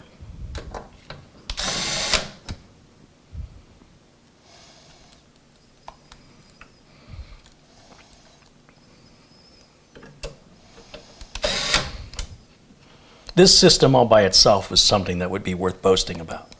But this is the secondary system that's meant to not even draw your eye, to be hidden and just quietly work. Uh-oh. This isn't sitting flush. What's wrong? Something's not right, Mitchell. Looks okay from the front.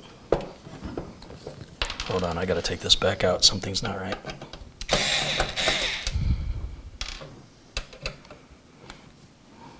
What's happening over here? Why are we sitting flush here?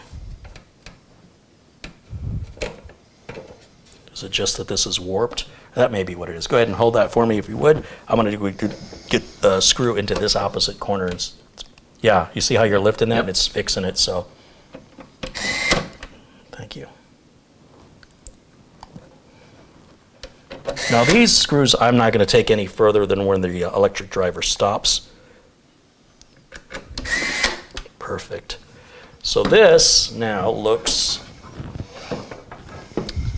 the reason I had to cut that slot in there was this wasn't level. So I'm just double checking that now to make sure that that's straight and it's not angled. Because before it was angled this way because the plastic would hit this ridge and it would tilt the board on that angle.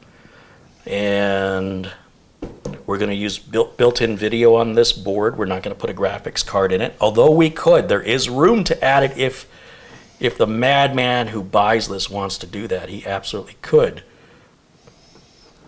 Okay. But now you got to get that out of the way so we can lift it. Yeah, I'm going to move this, and then you and I can move. Let's see, where can I put put this where I'm not going to break it. Nowhere. There's nowhere for me to put this. Parts is parts, right?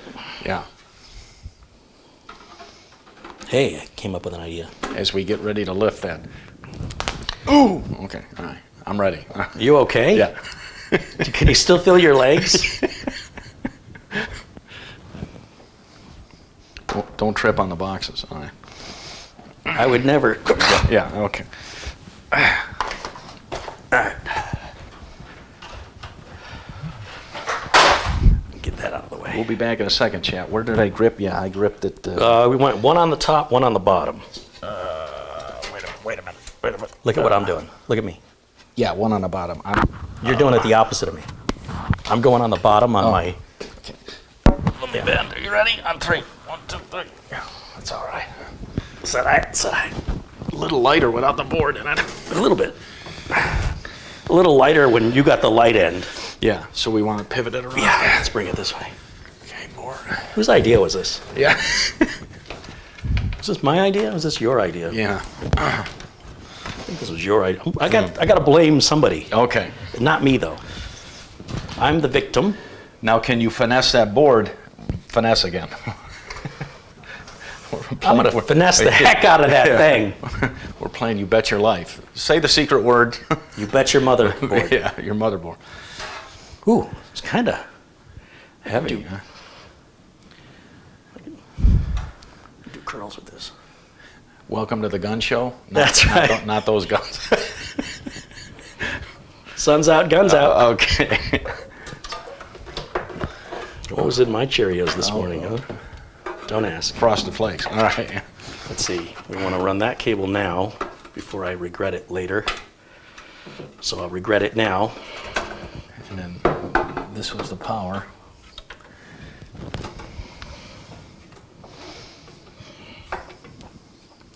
So how was your week, Mitch? Anything exciting happen this week? Did you go on any exciting motorcycle rides? I rode the bike. It was a little chilly willy. I didn't have my leather coat on because I Was wanted. that code for something? No, because I wanted to coordinate my. What does that even mean? Yeah, I want to coordinate my It was outfit. a little chilly willy. I didn't have my coat on. Yeah.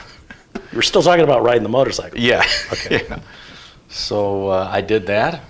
Went to the dentist yesterday. That was very exciting. Oh, Gotta did they clean- what? Take your teeth out, clean them, and then get them and then back put to you them like the back. dry Yeah. cleaner? They said Yeah. they'd be ready after 5. And, drop them off by 9, out by 5. And I looked up the show times for the new Spider-Man at IMAX. Oh, are you going to see that? On IMAX at Arizona Mills. Yeah. Think I'll go maybe Monday. I would, but I'm not 15. Okay. Not that that's a bad thing. I just sort of outgrew it, I guess. But you suckered me in the Dune. I want my. Oh, Dune was great. What are you talking I about? want my 2 hours of my life back.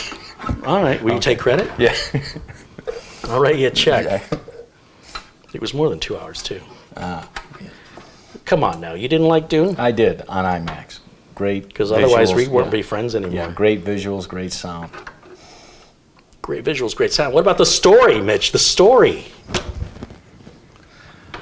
Interesting. I wish I would have. Interesting. I wish I would have read the book. You and me both. Yeah. I would have. Then you'd have some yeah. appreciation for the accomplishment that I'd is the magnificence of Dune. I'd have settled for the Cliff Notes if they. Well, those are only 200 pages. Oh yeah. It's a complicated. Yeah. It's like reading about the royal families of numerous countries going over the last 10,000 years. You know, if such a thing existed. Going back that far.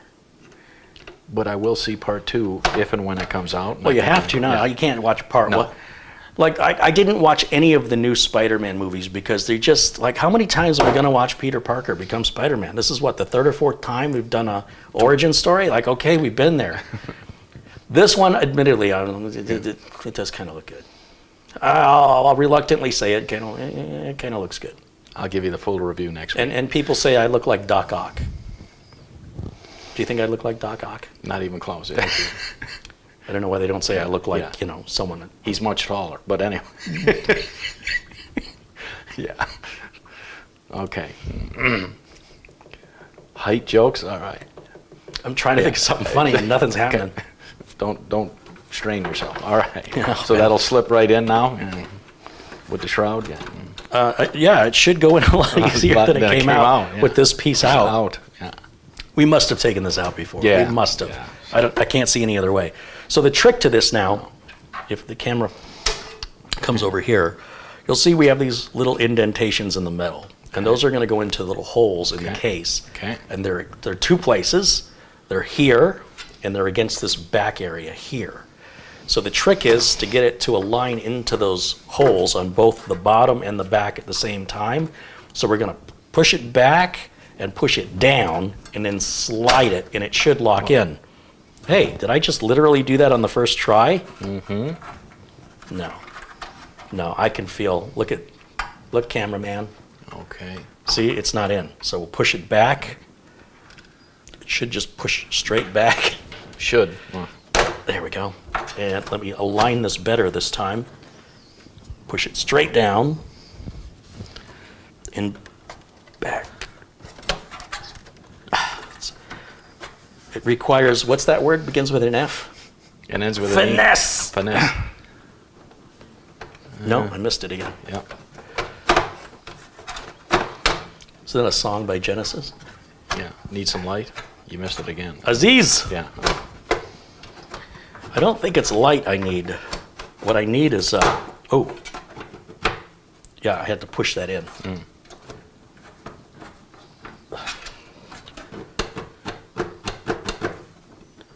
Why does that one wiggle around so much?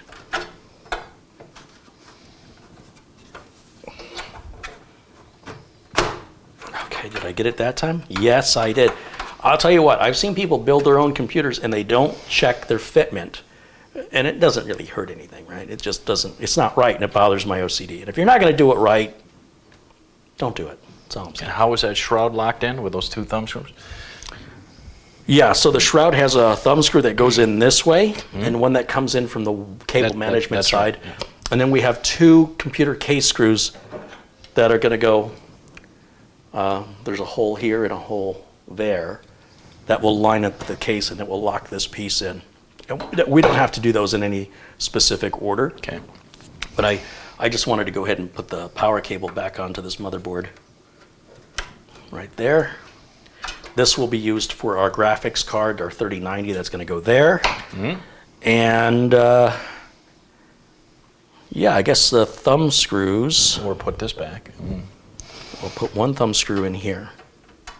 And then I'll put this piece on, and then we can go around the back to put the other thumb screw in. And that's assuming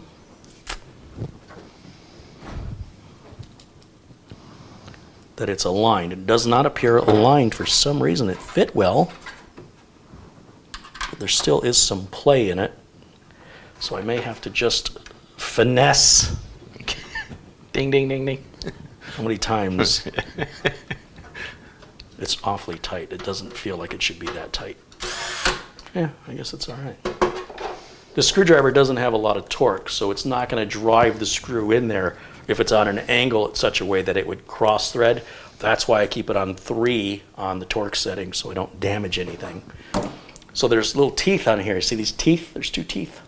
Those are going to slide in to these little hidden holes here with the bottom lip. See how there's a lip at the bottom but not at the top. That's how you know the top from the bottom. The teeth, the lip, it's like a whole mouth. Okay, I'm going to put that in there. Now, one of the reasons this comes out, by the way, is if you didn't put a motherboard down here, what you could do is you could install your video card vertically right here. Well, maybe you could do that anyway. Well, never mind what I said, because this would still go in. So much for that concept. Let's see, which way does this go now? This way? No, it can't go that way. What are you doing, Carrie? It's got to go this way. It's got to go the way I had it originally. And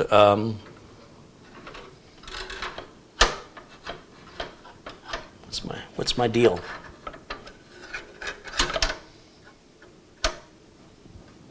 Can I see my glasses and a flashlight? Something is a little bit taut.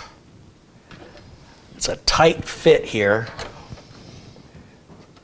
How did I get this out? Oh, I think it goes in on an angle. Goes in. So this is tricky. Maybe we get the camera here and I'll show you what I'm doing, because this is worthy of exploration, a closer look. This piece, if you look at how this piece is shaped, what I'm going to do is I'm going to feed it in first. See this lip? That lip has to go underneath this lip here. Then these teeth, they have to be able to go in, but you see now this piece is hitting the top of this piece. So what I have to do is take that piece in front of this lip with that lip below that lip, and now it should slide these tabs into the slot. If it is aligned correctly, it feels like it's raised a little too high. Let me just double check that.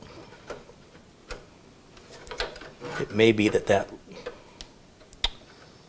you see what happens, this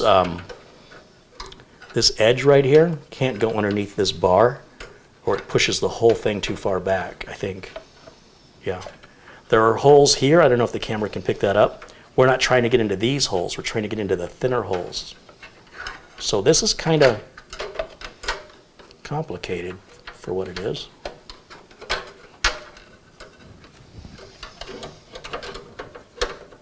So that piece can't go up there because now we would be way too high up for where these slots are. We're trying to get this tab into that slot. And I think the reason it's not going in is the I/O shield is in the way. It never ends, Mitch. It never ends. But I think I can just push down on the I/O shield. And there it goes. It's a tight fit. But that gets it done. And then I'm going to put just the regular 2 screws in here that I took out earlier. So let me step in front. Thank you. Sorry. And we're going to go one right here. And you'll see it's trying to come out on me. There's one. And then this one. See how the screwdriver stops? And that prevents me from cross-threading it. Now you can see it all looks like one piece back here. Pretty interesting design there. And then we have the one thumb screw remaining that's going to go on the back. So let me have you take that and then let's rotate this around. Okay. You got it? Yep. Just like so. That's good. And that one went in here, like right down here, as I recall.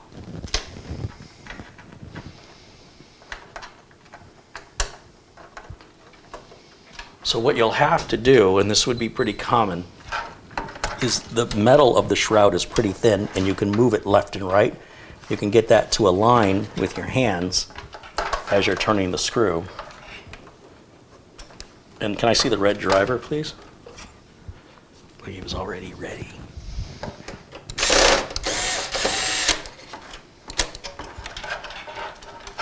That's it. That's it.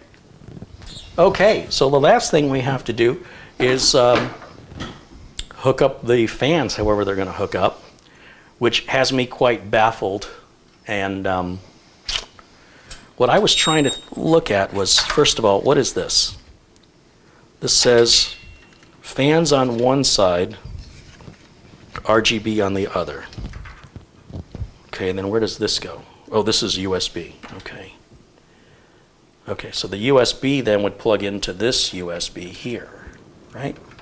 No, that's way too big. That's not right at all. This is for LEDs, this is for fans. Huh. Okay, well, can you pass me more fan wires? Sure. How are we going to route these so they're not seen, though?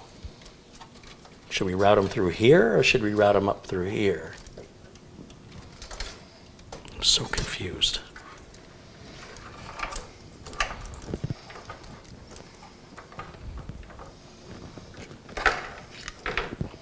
So far we have 3 fans. Oh, okay. This is for the liquid cooler. That's where this came from. Now I understand. Now I'm on board. Okay.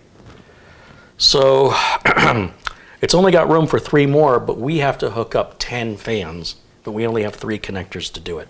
That's where I got confused. So I bought these, which I think are what I need. It says made in China, so we're off to a good start. Wait a minute. They can't be right. There's nothing in here. I think we took it out of the box. I think we took it out of the box, yeah. I'm going to take another one out of the box. All right. All right, so what does this do? This is a little RGB, little Corsair RGB hub. And this looks like it's only going to control RGB. So,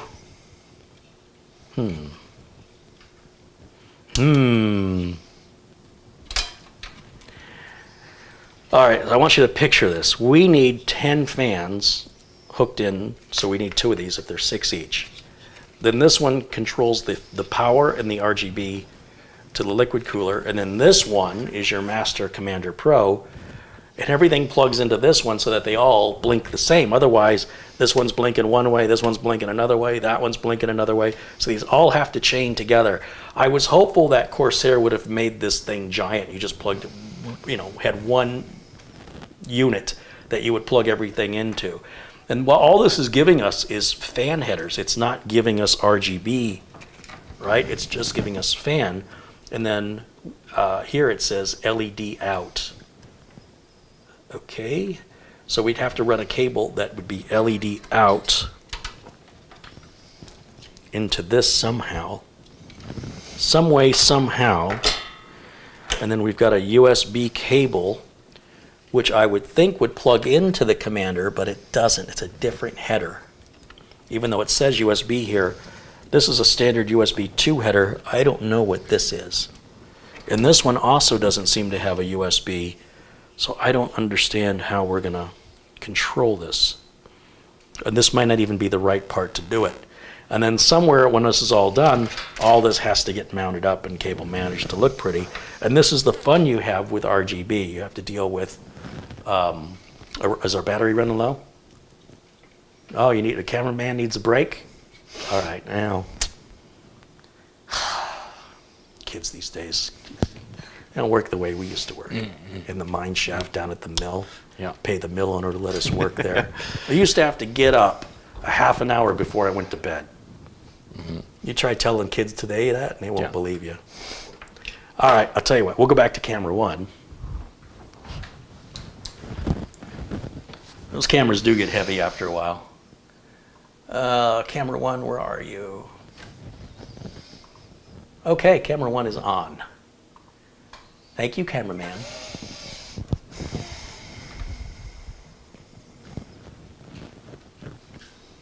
Now each fan has a 2 RGB and then Power. And then power. Colin Hunt with £5 contribution. Thank you, Colin. And Don Allen, $5, said, "Here is my tuition for this class." Well, that's a cheap class. Is that a compliment or an insult? I'm not sure. I'll tell you what. Let's thank you, Don. Let's turn the case so they can see us, because I got to figure out what I'm going to do here. Which way? This way? Yeah, let's bring the front to the front. How's that for a concept? Yeah. Then here, I'll grab the back. You grab the front. Okay. You ready? Yeah.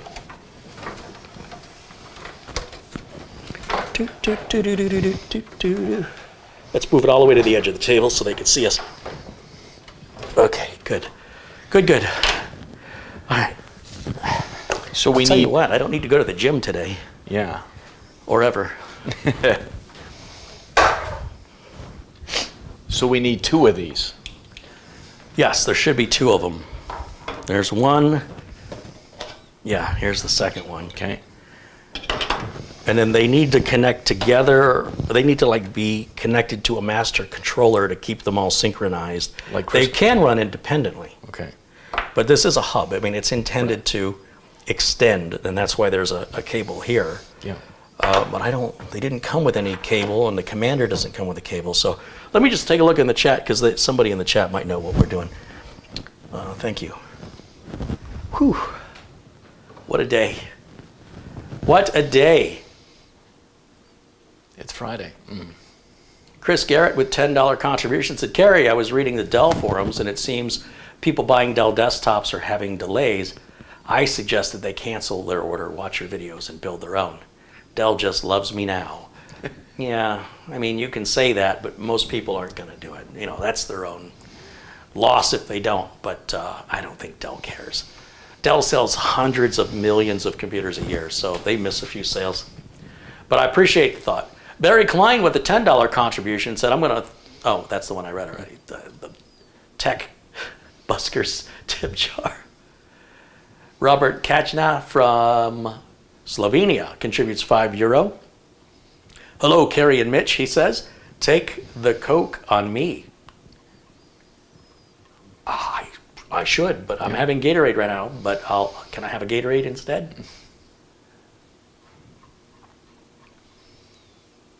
Let's see. Thanks, guys.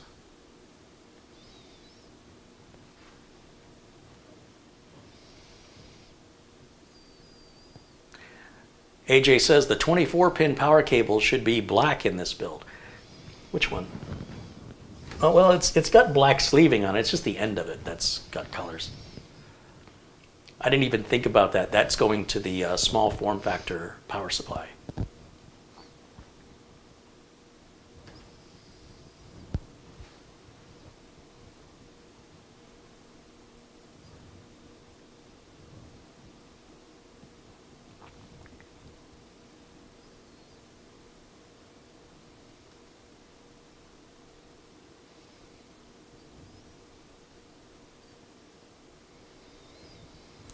Will I need to hook back up the main board cables you disconnected? Yeah, the USB and the audio cables. I'm not worried about that right now. I'm kind of focused on these fans. I know where the cables go for those cables. I don't know how these fans connect together.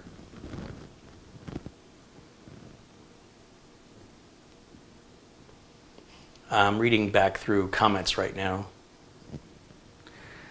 They say that the front of the computer case is now reflecting the monitor. Mm-hmm. That's what glass does. Catherine's she sent us a link for the Commander Pro manual. That will probably help. Given that it doesn't have all the connectors we need, it must somehow provide the connections we need. Barry Klein said, Kerry, I work on IBM i-Series machines that are smaller than that thing. I think he's probably talking about mainframes. Yeah, probably. Patrick recommends using black electrical tape to cover up the ugly colored wires. I won't do that, but because that's kind of cheap. But if the owner of the computer, I'll mention it to him if it bothers him. I don't think you're going to be able to see it once the glass panels are on. They're smoked. So I think all you're going to see is the lights on inside glowing through the glass. Oh. And if it's off, you probably won't even see inside of it. The glass is so darkly tinted. But we'll find out when it's all put together. That's the least of my concerns. All 13 fans going, yeah. Mm-hmm. Like if there's 13 fans and 8 sticks of RAM, 10 sticks of RAM glowing, and you're looking at the colors of the wires on the bottom motherboard at the back, towards the back of the case at the bottom, I don't think you're looking at what the rest of us are looking at. But again, I'll leave that to the owner. Yeah, custom cable sleeves would be better. But again, I don't really think that's going to be an issue with the glass panels closed, given that cable is all the way at the back and at the bottom.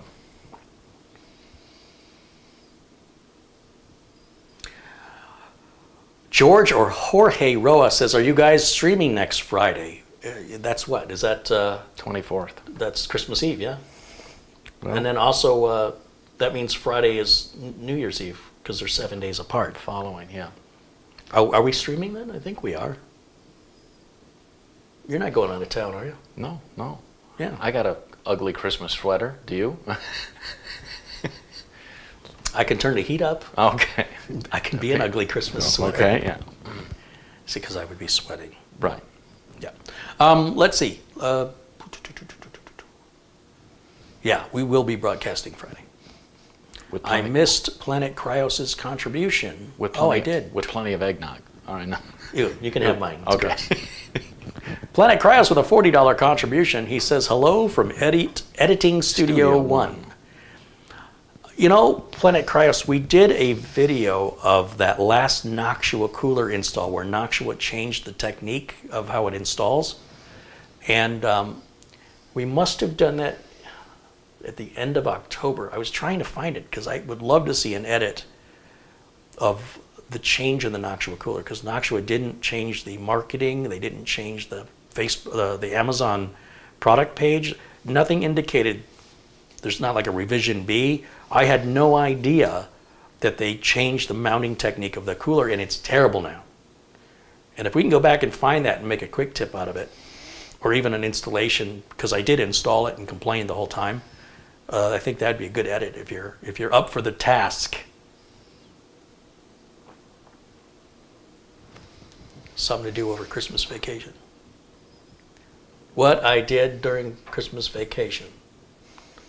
I woke up. That's summer vacation, yeah. Yeah, but I'm changing it. Oh, changing it, okay. Then I hung out in front of the drugstore. I went to look for a job. Oh, did you go look for a job first? Yeah, then I hung out at Then I hung out in front of the drugstore.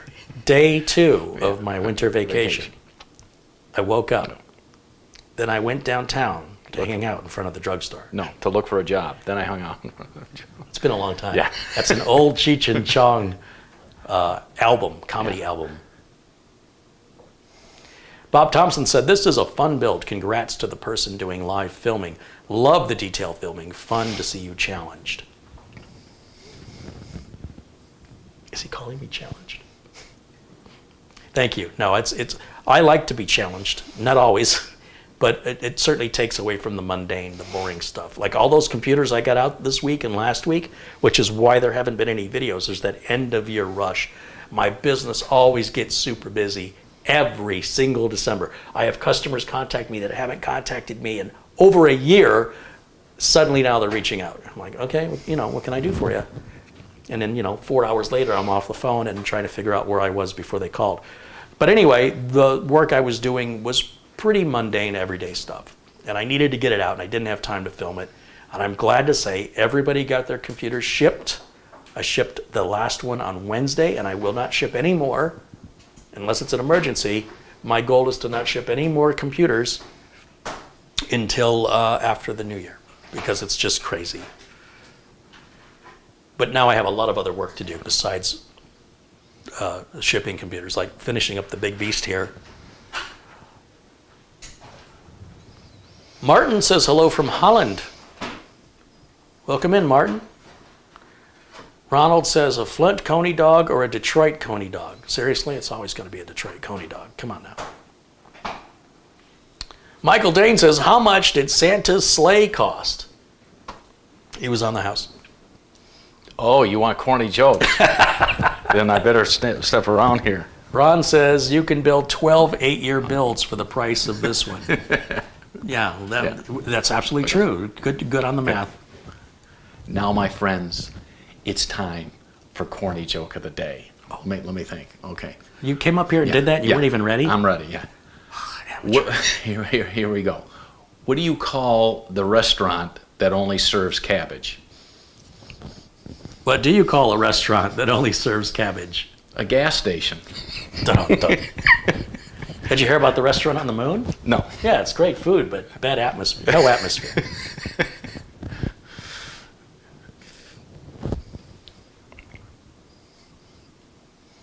You know the difference between a poorly dressed man on a tricycle and a well-dressed man on a bicycle? No. A tire. How many apples grow on a tree?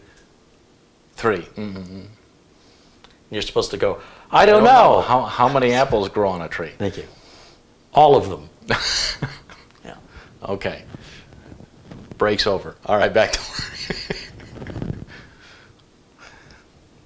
Last night I had a dream that I weighed less than 1,000th of a gram. And I was like, OMG. You see it looks like 0 mg? See, it looks like 0 milligrams? Right. Yeah. Never mind. No visual joke. Do you want to hear a joke about construction? Okay. Oh, I'm still working on it. I was really angry at my friend Mark for stealing my dictionary, and I told him, Mark, my words.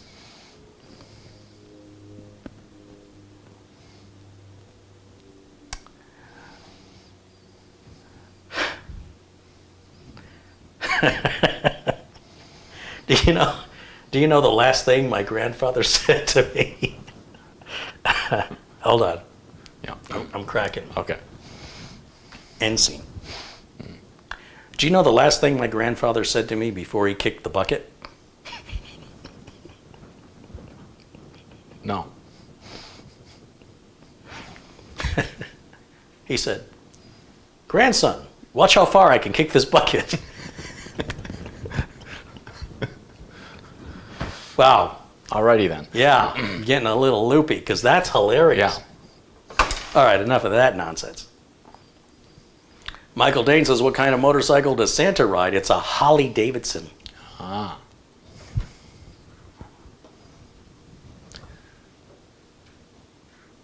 Might get to 70 degrees on Sunday, so I'll think about going for a ride.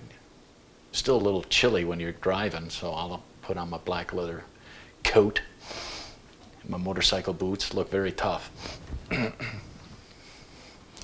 Kind of tough. Not so tough. Not even close to tough. But my gloves, yeah. Maybe if you get like the full face helmet I have one of those. and the leather jacket, Yeah. and you just don't say anything, Right. like the Stig, you just, Yeah. yeah, that could be pretty intimidating. Yeah. But get off the bicycle and get on the motorcycle. Right. That's all. It's just going to make a difference. Okay. Do we lose viewers on that one again? It always seems to cost us. It always costs. It's totally worth it. I don't care. Yeah. I don't care. They don't have a sense of humor. They can go. All right.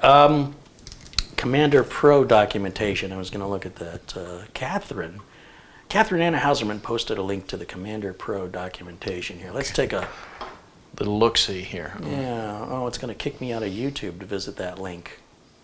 Why does it do that? I wanted it to open. Oh, well, that's fine. What are you going to do? Commander Pro installation guide. Let's see if we can share this with everybody. How about that? I feel generous today.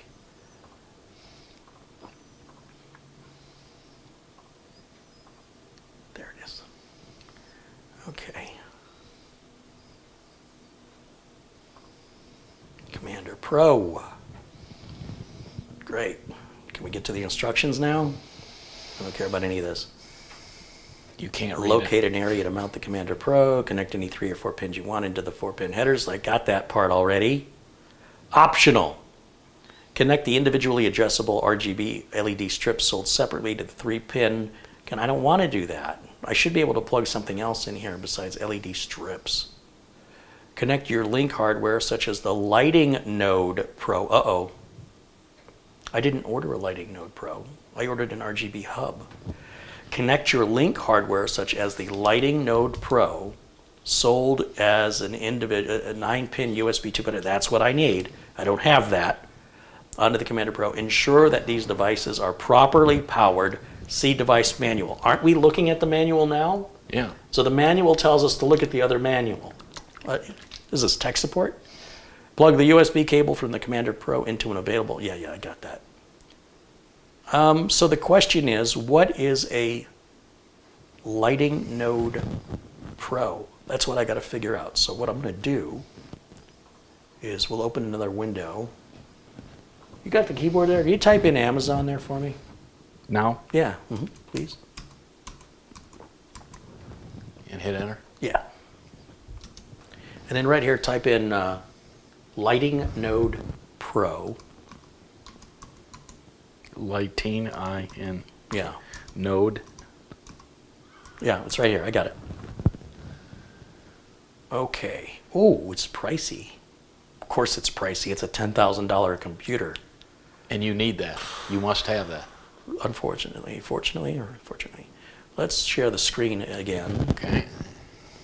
Is it this one? Yeah. Whoops. See, now I clicked and it took me somewhere. So this I don't want, because this has the LED strips. We don't want that. I think it's, see, that's the Commander Pro. That's the Lighting Node Pro. Well, that's what I've got. That's the RGB hub right there. Isn't that what we have? Yeah, looks like It's this it. little piece, right? So then I just need a little cable. Let me see. May not have been wrong here. No, that's different. That's not right. That's not right. Not one bit. Huh. No. Why doesn't it only have 2 LEDs? I don't like that at all. That's not right. This is why I don't read in the instructions. It just upsets me. How are we hooking these up? See, this is what we bought right here.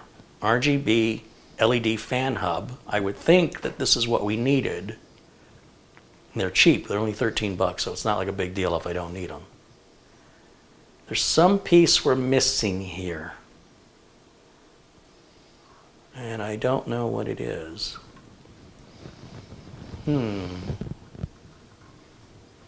See, the Commander Pro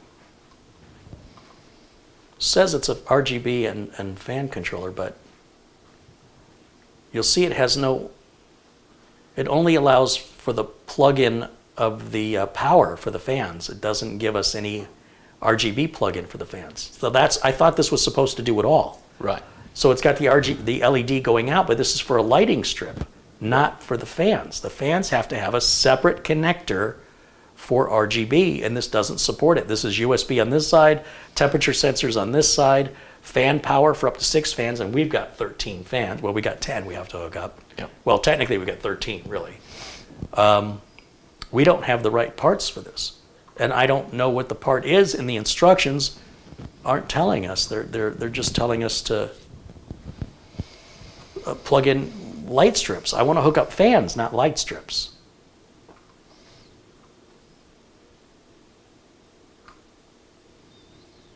How do you do that? It really shouldn't be this difficult. It should be so much easier than this. It should just be plug and play and be done with it. I don't know.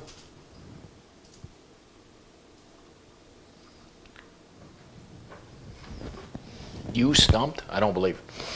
Well, just momentarily. I get stumped momentarily all the time.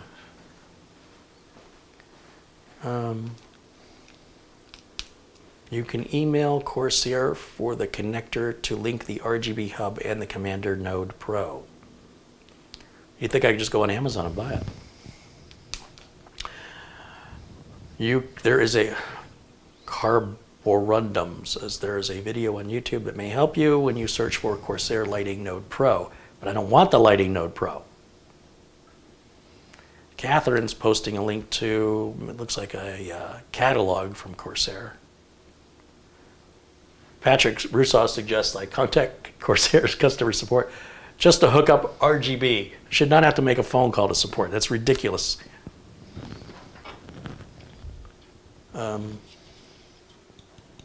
Let's see. Corsair RGB LED Lighting Pro expansion. Yeah, Catherine, this isn't what I want. That is not it. I don't want light strips. All I want are the interconnects, but I'm sure I can buy them. So it's, geez, that RGB fan LED hub at Corsair is $9.99, and in Amazon it was 13 something. Could have bought. So once again, I would have saved money to buying it directly from Corsair. Lesson learned. Yeah, but the RGB LED lighting kit is wrong. That is not what we want. Again, that's for lighting strips. We don't want lighting strips on this. I appreciate the effort, but that is not what we want.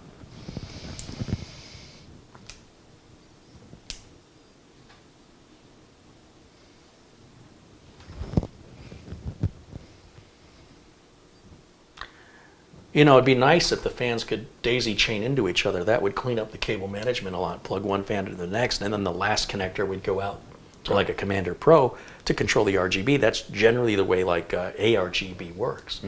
I don't know why they just didn't stick with ARGB. Now, I've seen some other YouTube channels build in this case, and they have fans on the front. If I just kind of skim through those videos, I can look and see how they did it. Okay.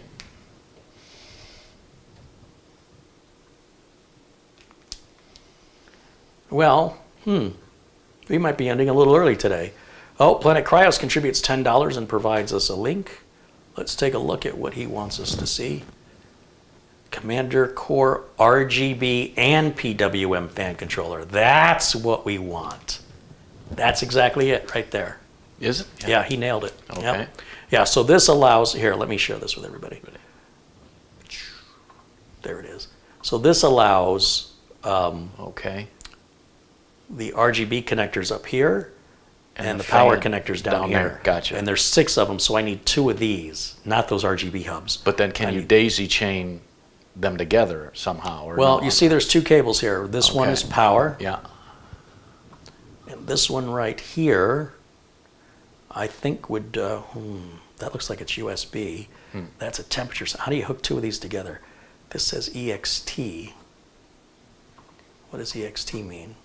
Well, We that can't- means there must be something on that end that they're not showing you, that you can't see. Let's take a look here. No. Here. No. Where's the other end? Nothing. These are for CAPELLIX coolers. That's what we've got in there. Okay. And they're out of stock. So this is exactly, oh, is it out of stock? Notify me when it's in stock. Oh, you're right. Well, that figures. Amazon might have it. Well, let me think about this now. Okay. We have 13 fans, and we already have one of these for the CAPELLIX cooler. Okay. So if they can chain together, we'd need, oh, wouldn't that figure? We'd need 1 more plus another one just for 1 more fan, right? Because there's 6 each. Okay.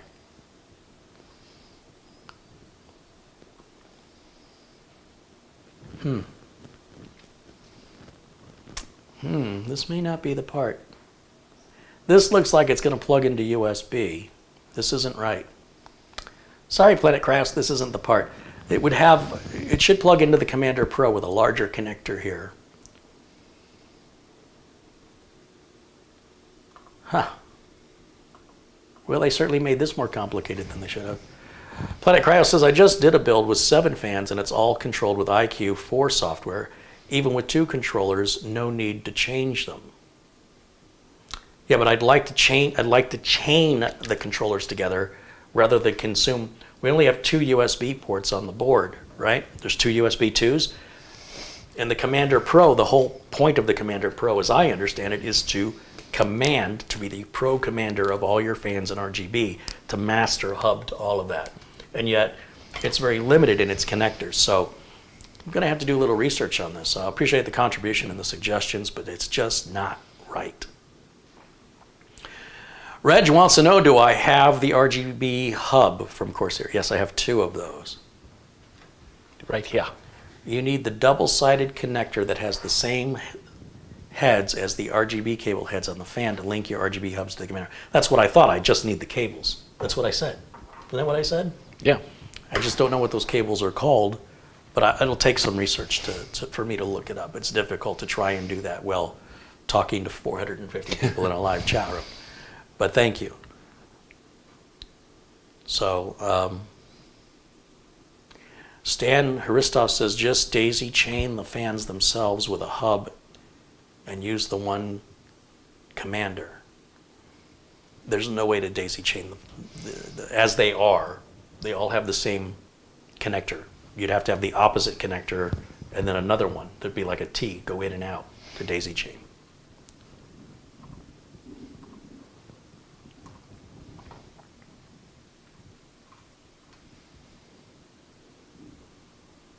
So we'll have to look into this a little bit here and figure out what's going on.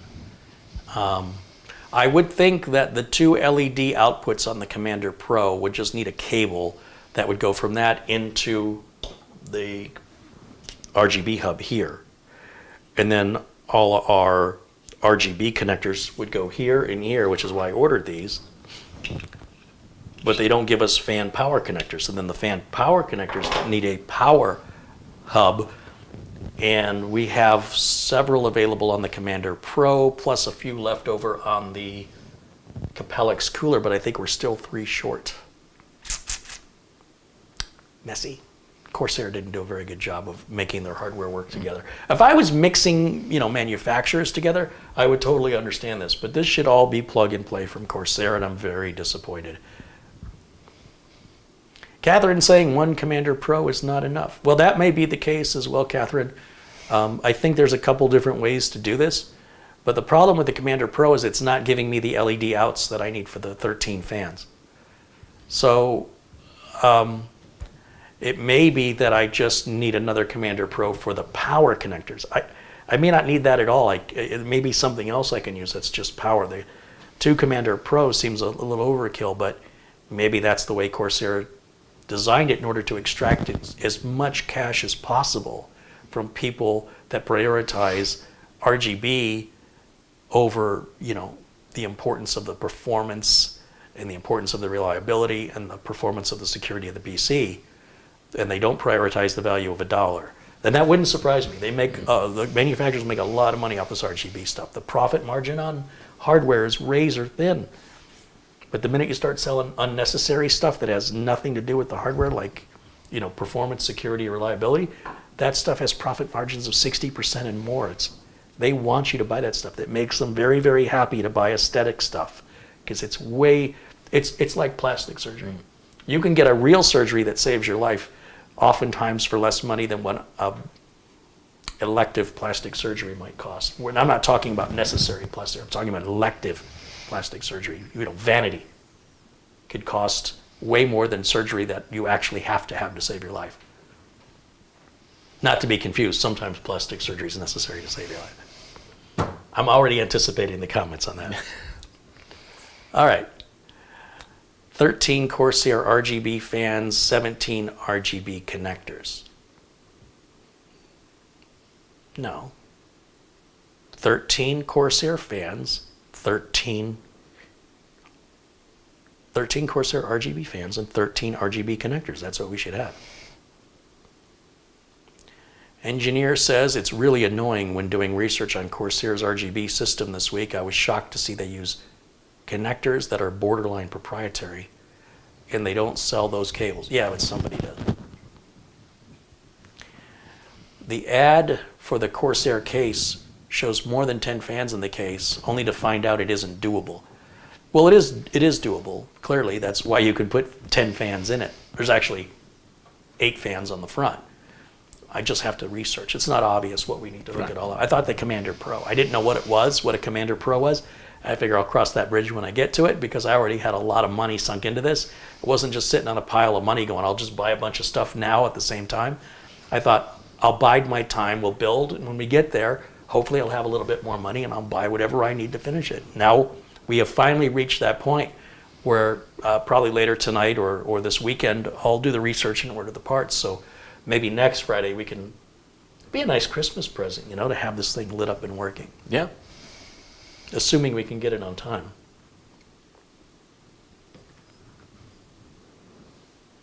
Michael Jane says, I've got one Corsair RGB hub for my fan's power and USB hookup. And he's given me a part number, so do me a favor and hit Control-C on the keyboard. Control-C. Okay, and then I'm going to go over here to Amazon. Do me a favor, hit Control-V on the keyboard. Now? Mm-hmm. Control-V. Let's see what this brings up. Commander Pro. But the Commander Pro doesn't have any RGB on it. Why is Michael Dane showing us a Commander Pro? Like, how is he hooking up the RGB on those fans? Michael Dane, how are you doing that?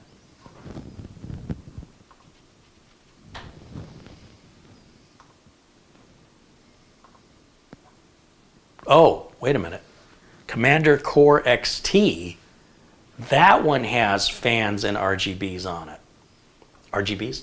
RGBs. RGBs. Ah, both, see? Aha! Aha! Is it in stock? Now, wait a minute. Let me go to screen capture. So it defaulted to this page over here. This isn't what we want. We want this one. And as you can see, it says RGB hub, there's 6. And then power for the fans, there's 6. So we would need 2 of these, and we should be able to link them together. See, it's got an ID port there, I think. Okay. Is it in stock? $58.99 in free returns. Yeah, add to cart, free delivery by Thursday. And we get it just in time. Yeah. And we would need 2 of these, I think. See, I wonder what that header is for right there. Yeah. Is that to link 2 together? To daisy chain, or? Or is it the ID you set, and then you plug them both into USB, and then you have 2 different controllers that you can operate individually? Because I don't want to operate them individually. I want them to run together. The plot thickens. But that's what you need, 2 of those, huh? It's what it appears so far. Easy magnetic installation. Sure. Believe that. With all those heavy cables hanging off of it, those must be some strong magnets. USB pass-through. Oh, there is a pass-through. Okay, well that's what we need. We need the pass-through. Okay. So that should plug into the Commander Pro then. So if we keep the Commander Pro, or we could replace the Commander Pro with this. I have to research it. I don't know. I'm more confused now than when I started. Yeah. Duncan says, Corsair's instructions for this are quite obscure. Michael Dane says, RGB hooks to the motherboard, I think. Well, you can't have 6 different RGB connectors hooking to your motherboard. Won't have that many. So ARGB connectors, Michael, if that's what you've got, they daisy chain into each other. You have a male connector and a female connector in each fan. Then you plug one in and then you get one out. You plug one in, you get one out. And then they would end at the motherboard.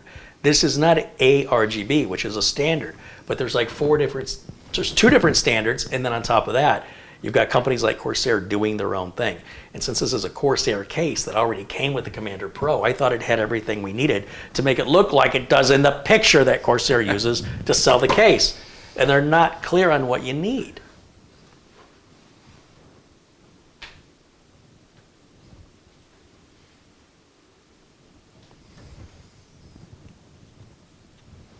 Mark Roberts says, Lian Li makes life simple with regards to fans. Yeah, other manufacturers do too. ARGB makes it relatively simple, but the cable management is a little bit of a mess. Just ask Photo Ray, he'll tell you. Just light some candles behind the fans, says Stan. Yeah, I will research it. I don't think we're going to figure it out right now.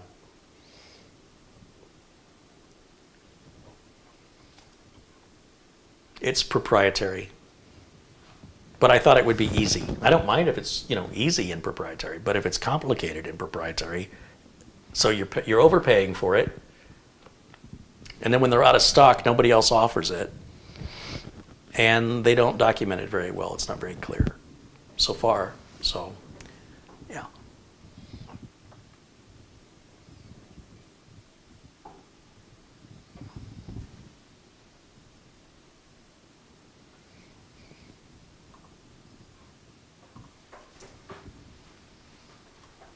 All right, well, I think that's going to wrap it up today. What do you think?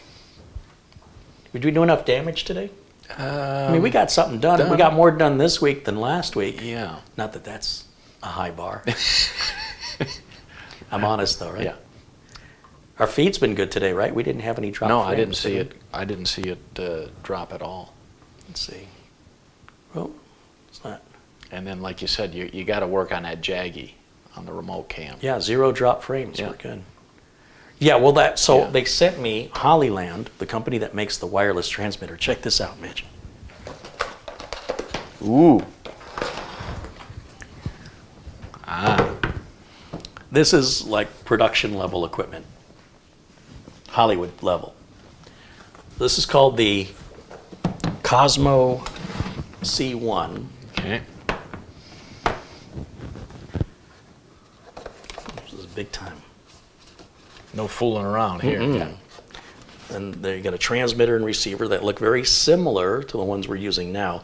Although this has SDI. I don't use SDI. I'm just using HDMI right here, so that's fine. Usually it costs a bit more money for SDI, and it's traditionally used when you've got time code and stuff, like in Hollywood, you've got your clapboard, and you know, Mitch can explain it all to you. And then we got some bells, whistles, features, buttons down here that do something. Okay. It uses the same battery that we're using now on the current model. And then there's, oh, I guess you can screw the antennas on. Interesting. Did these have antennas? Yeah, I guess they screwed on as well. I must have just forgot that I did that. And then, how did this go in here? Is it this way? Is it this way? No? Maybe it goes in like that. There we go. We've got a power adapter here.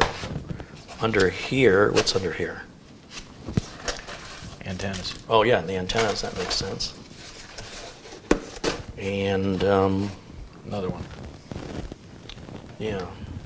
Well, one of these is the transmitter and one of these is the receiver. I don't know how you tell them apart. Oh, well, this one's got power connector. Did that one have a power connector? Yeah, they're both the same. Interesting. Well, that'll be a future video for me to get to, and we can learn more about it. And it's pretty pricey. Let's see if I can show it to you guys here. Do me a favor, Mitch, type in Amazon for me. Right, that's good. Just hit enter. And then up here, type in Cosmo space C1. Enter. Ooh, oh, that's pricey. All right. That is this right here. The Hollyland Cosmo C1 1,000-foot wireless transmission system with SDI, HDMI video and audio transmission. 40 millisecond latency, supports UVC pulse streaming. Ooh, it's got paddles for antennas. That's pretty cool. That's everything in the box. Oh no, that's just angles of the connector, of the transmitter and receiver. 900 smackaroons, but they send it to me for free in exchange for reviewing it. So that's on my to-do list. But where I was saying ooh was just on the page before this. The first thing that came up was this thing. $6,999. It's 7 large, yeah. Yeah, I don't think we're at this level yet. I think we got a little ways to go here. Wow, that's crazy. Crazy, crazy, crazy. Anyway, that's what's coming up. After I get some of these builds out of the way, I think this is the last build I have to get out of the way. Then I can start doing some reviews of some stuff like this that was sent to me. This I'm anxious about to see if it fixes the jaggies that we were talking about. And I guess we could put the video card back in this. But I will do the research on the RGB. I'll get that figured out, and hopefully can get things ordered so that we get it in time for Friday's show. Yeah. Otherwise, it'll just be postponed, and we'll do something else. If we don't have the part, we'll still do a show on Friday regardless. The owner of this computer isn't in a hurry for it. You know, when it's done, it's done. So thankfully, we're not under a time crunch like I normally am, which is good because I wouldn't take on a job like this where everything is so foreign and different under a time crunch. I don't have that luxury because that would basically tell everybody else who is requesting service for me, you're not important for me, right? I got this big whale over here who's paying me a lot of money to do this. So you guys just can go away. When are you going to be done? Whenever it's done. So I don't do that. And I'm always, what you'll see me doing, and the reason I seem a little scatterbrained sometimes, is I'm jumping to numerous projects and handling support calls, random support calls I have no idea are coming in, while at the same time trying to get a computer working, trying to get computer built, trying to get an RMA and get that packaged up and shipped out for something that's going back, or I'm trying to get a computer packaged so I could get it shipped, or it's crazy. The joke is that I'm spinning plates. I will look forward to the day when there are no plates spinning and I can just start a video because I'm in the mood to do it, and I have one project to do all day, and that's all I have to do is the one project with no distraction, complete focus, analysis, review and overview, and be done with it, and do the thumbnail and the video titles and the links, and then put it on Twitter and put it on Facebook and put it on YouTube, and make sure that I send the company a link so they are aware that I did it. Even when they're not paying me to do, well, nobody's paying me to do this, but even when they send me a product for free, or rather, even if I buy the product with my own money and I don't talk to the company about it, I like to kind of put it out there on Twitter and tag them in it in the hopes that maybe they'll like what they'll see and say, hey, would you like to review anything else? That's what happened with those keyboards from, what's the name of that company? Kludge. I did that typewriter Kludge keyboard, and I tagged Kludge in it and said, hey, I just reviewed your keyboard. You should check it out. They said, hey, that's nice. Would you like to review some more? And I said, send them over. And then we did that. Mm-hmm. Speaking of keyboards, I got some really cool keyboards to review.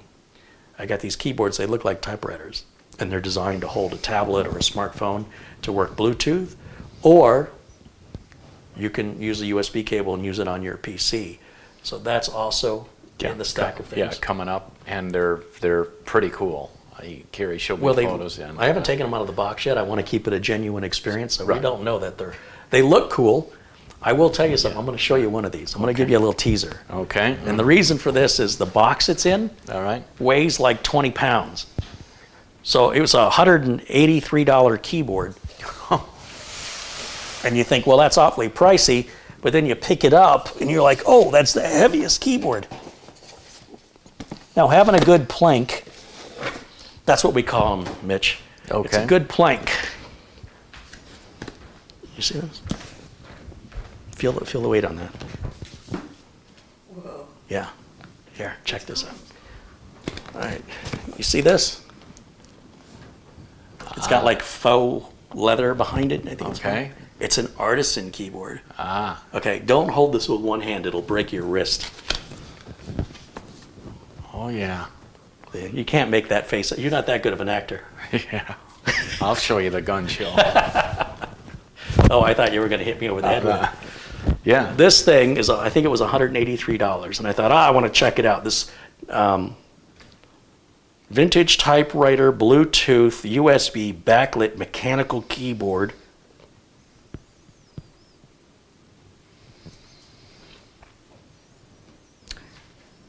Where's my glasses? Let me read this. Here. I can't wait to try this keyboard. This one's different than the other two. This one, specifications, interface, Bluetooth or USB hybrid, mechanical switch, tactile and clicky, N-key rollover, 6K rollover via USB, battery, lithium-ion, 5,000 milliamp hours, supports Windows and Mac. Weight, it says it's 3.25 pounds. There's no way. That is, how is that? Did they put lead in the package? Oh, 5.5 pounds in the package, it says. Package contents, retro classic Bluetooth USB user guide, warranty card, cleaning cloth, USB Type-C cable, and PC replacement keycaps. And then everything else is the same thing in other languages in case you guys want to read. Want to double check the translations? I was going to stand on my head, but it'd be easier if I just turned it. Anyway, this one's different than the other two. The other two look more like a smaller actual mechanical typewriter. And they look that way, as I mentioned, so that you can set a tablet or a smartphone against the top of it, where the strikers would come. What do you call those things that come up and strike the letters? Yeah. Or whatever those things are called, to Anyway, that's where you could set your tablet or your smartphone to Bluetooth the keyboard to it, and it holds it at the right angle, the right distance. And you can also, it's a hybrid like this, so you can run a USB cable direct to your PC to use it as your keyboard. Yeah. So they're pretty cool, but they're just little side projects. They're things that, with the money that you guys contribute to the channel, apart from buying other production equipment, I also buy parts for stuff like this. And then what we end up doing with it afterwards, I don't know yet. If I love it, you know, if I love this keyboard, I'll use it. I like for my office PC, I like a big, heavy keyboard because I type with purpose. Is that it? And I don't need the keyboard sliding around underneath. Also, there's not a place for crumbs and everything to go on this, so you just shake it up. All right, I gotta take a look. I just want to take a peek. I'm terrible. I should wait for Christmas Day on this. Just a little look-see. Just a peek.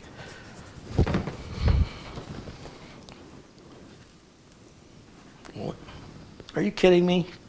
What a nice package. Is that leather?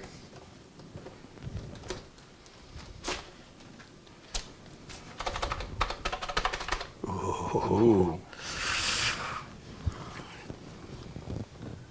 They can't really see it, but Warning, keep this bag away from babies and children. Do not use in cribs, beds, carriages, or playpens. The thin film may cling to nose or mouth and prevent breathing. But why does it only do that for babies and children? So adults can safely... Put that on your pillow tonight, will you? I bet it's comfortable. Okay. That's decent. Feels decent. Okay. This lid is kind of cool. Oh, what's this? Oh, destructions.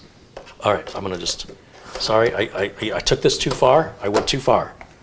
You didn't see any of this. Keep this between us. Don't tell anybody you saw this, because this is gonna be a fresh first time unboxing on camera. Wait, let's see. When we have time to do it, whenever that day is, at some point in the future. All right, don't drop this on your toe. No. Yeah. Okay, I think that's going to wrap it up. It's 3:45. Okay. We usually wrap up between 4 and 5. I think we're going to wrap it up a little early. We'll give you an opportunity, since we didn't earlier, if you have any questions for us. We'll take a few minutes to address any questions anybody has for us. Oh, and I got some fairly decent news this week, Carrie. Another thing that I did was, people know Toto's my favorite band, but my second favorite band is a man from England, Mr. Alan Parsons. Mm-hmm. He was scheduled to perform this year, but canceled, of course, not canceled and delayed. Postponed because of the pandemic. I think I woke up Tuesday. You think you woke up Tuesday? I think I woke up Tuesday morning, and he... I got an email that he rescheduled for, I think, April 10th here in Phoenix, and I quickly did it, and I was able to get a front row seat, and so... Just one seat? Just one seat. That is so sad. Well, and there you was... You could have got two seats. Yeah, and there was a little button for meet and greet that I clicked on, but it wouldn't, I don't think... You've already met him a few times. Yeah, but I don't think with what's going on, you know, they might, but I tried to do it again. One seat. One seat. See, it's because of you I can't get two seats together. Like, who buys one seat? Well, it's in the round, so... I know, but you know, when you see that, they say, here's the available seats. Right. Because me, 3 days before the concert, that's when a guy like me is trying to buy tickets. Right. And I need 2 tickets. Yeah. Right? And it says you got one on the aisle, and you got one in the middle. Yeah. And I'm like, but no, I need 2 together. And then there's like one empty seat. I'm like... Yeah, and then the couple to my left and the couple to my right are always like, what's that dork doing by himself? I think if they refer to you as a dork, they've already answered their question. Yeah, so. Not the brightest people going to these concerts. Yeah, but I'm excited, and here's a free plug. Mr. Alan Parsons has a brand new CD, DVD, or Blu-ray. I just got the Blu-ray this week of him live in the Netherlands. Put it on. He's very, very good. It's an amazing concert, and I sat there in the screening room and cranked it up, and I didn't care what the neighbors below me thought with that subwoofer going, but it's titled Alan Parsons, The Never-Ending Story, or something like that, on Blu-ray. So it just came out. I think that's Le Mans. Oh, okay. See, this guy, his name was, last name was Hamill, and he sang Kajagoogoo, Too Shy. Ah, right. Then he went off on his own and he rearranged the letters in Hamill Okay. to spell them all, and went on to do the. Is that the Ice Cream Man again? Again. That guy doesn't take a day off. No. Anyway, so he rearranged. What do you call that when you rearrange the letters? And then so Yeah. it's Lamont, and he did the sound, the main opening intro music for The Never-Ending Story. Remember that movie? Yeah, I do. Yeah. Yeah, you should. It's not Yeah. good. Okay.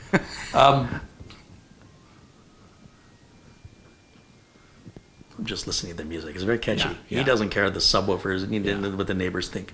Matt Power, who sings Baker Street? That's Jerry Rafferty. And Jerry Rafferty was part of a band called, come on now, Steelers Wheel. Real, and the song was called The Big Stuck Pocket. in the Middle with You. That's Jerry Rafferty. That's Yeah. correct. All right. Oh boy, it's young people. Yeah. Paul Baxter loves that film. There's one guy. Okay. Pratap Gunrag says, Kerry, your work is excellent. Oh, you're too kind. Thank you. Yeah. I'm so used to abuse, I don't know how to respond to compliments anymore. I'm Mostly for, flinching. yeah, mostly for me. All right. Luke Greenia says he's got the Steel Series keyboard and loves it. Steel Series, that's by Razer, I think. Razer makes those. I've never used one. The guy that runs the president of Razer, he looks like Robert Plant. He's a cool dude. Oh, in fact, I okay. think his name is Robert. Now, Robert Kraska. Anyway, he's a cool dude, and I've met him a couple times, and he remembered me. Or at least he said he did. And I believe him. He's a cool guy. Go I with just it. think there's Robert Plant from Led Zeppelin, and it's not. It's the CEO, the president of Razer. He's a cool dude. AJ says, is there no hummingbird today? No, I closed the blinds to keep me from being distracted. You see, the hummingbirds used to come around, and then they stopped. And I was wondering, why are the hummingbirds coming around here? And they were coming around to the side, and I thought, I should put a hummingbird feeder out there. There's a hook. I think there was a hummingbird feeder here, and they're missing it. So I bought a cheap one at Walmart and bought the pre-mixed, sugar water, put that out there, and then nothing.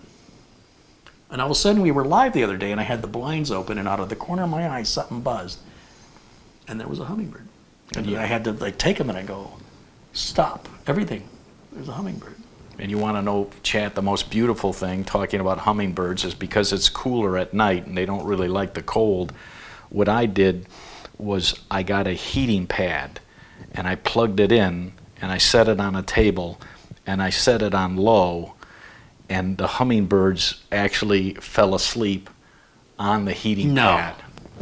Yeah. So those weren't chicken wings you were eating? No. And that's truly one of the most beautiful things, to see a hummingbird very quiet, sleeping, because he's Do they still flap their because wings he's when they nice and warm. They're hyper little things. Yeah, yeah. That's really cool. Though hummingbirds, you see one of those lumber bees, it's like, run! You see a hummingbird, it's like, oh, don't scare it. Yeah, they're pretty cool. Yeah. Jacob Smith's got a $20 keyboard. Expensive keyboards are unnecessary. Hey, I'm a big fan of the K55 Corsair keyboard. You get them refurbished for $29.99. I've got several of them because when I broke one, and it was my fault, I broke it. I just thought I'll go on Amazon and buy another one, and they were sold out. So I had to wait, and when they came back in stock, I ordered 5. So I'm good for a while. Duncan, he says his neighbors ask him to turn it up. Some cool neighbors. Okay. All right. Any other questions? Any tech questions? We'll answer them. 10 minutes, folks. 10 minutes, we're going to wrap it up. You got 10 minutes. Graham Bell says, I love all the things you share with us. I have to start from the beginning of this current live show. I've been watching for quite some time. I'm in the UK. Right on. Well, thank you. Peter Van Zolen says, Netherlands rules. Hey, he should be a moderator. I recognize him. Peter. Where did he go? Oh, in England, nothing like London this time of year. In Hans. Amersfoort. I really shouldn't try and put an accent on it. It's just terrible. Where did I go? In the chat. There was somebody I was going to turn blue. Oh, there's Hans. Hans? Oh, we already turned Hans blue. Who's the other one? Oh, Peter. Where's It could be Peter, actually. Okay. I see the I. Yeah. Peter. The Netherlands, they have a weird pronunciation for Americans, right? Because they say Van Gogh instead of Van Gogh. And the British say Van Gogh. And he's Dutch, right? So it's Van Gogh. What happened? What happened to him? He tried to say Van Gogh in Dutch. Oh, and Graham Bell. We'll make sure Graham Bell is moderator. Thanks, you guys. Have you ever lost XPM? I think he means XMP. Because of uncompatible, I think he means incompatible RAM. Sure, but it's often not the RAM that's bad. You know how you can overclock a CPU? And you can get 10 CPUs that are the same make and model, and they won't overclock the same. Each one, they call it the silicon lottery. Each one is different. You might be able to get 5 gigahertz out of that one. You know, you might be able to get a 15% increase on that one. That one may not overclock much at all. They're the same model of chip, but the silicon lottery dictates how overclockable one can be. Well, guess what? The memory controllers are also on the CPUs these days. So if you have XMP that's not fully utilized or working at all, it may be you just didn't get a good piece of silicon for that purpose on your CPU, and that's not guaranteed. So before you go blaming the RAM as being incompatible, which is also sometimes the case that BIOS updates can address, what is also possible is that your RAM controller on the CPU just isn't as flexible, or as you can't push it as far, and that another CPU of the same make and same model might just work just fine. And likewise, you could use another manufacturer's RAM of XMP, and that also may work differently in that you say you've got 3400 speed, and maybe you can only get that one to 3200, and the other set you can only get to 3000, and you're thinking, well, it's got to be the RAM. Not always. Sometimes it's the CPU itself. Ryan says, I call Americans United Statesians to distinguish from other people from South America and North America. That's not what I call them, but that's fine. Stan Ristoff uses the word binning. Yeah, so binning, B-I-N-N-I-N-G, is the process of testing the CPUs to see which ones are overclockable. Those are the ones they do with the K on the end.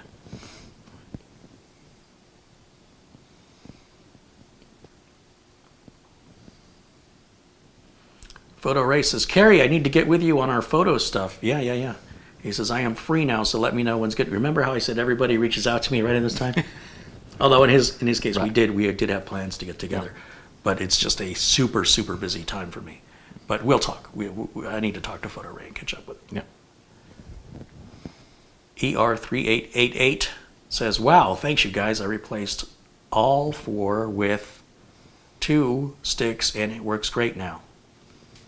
Okay.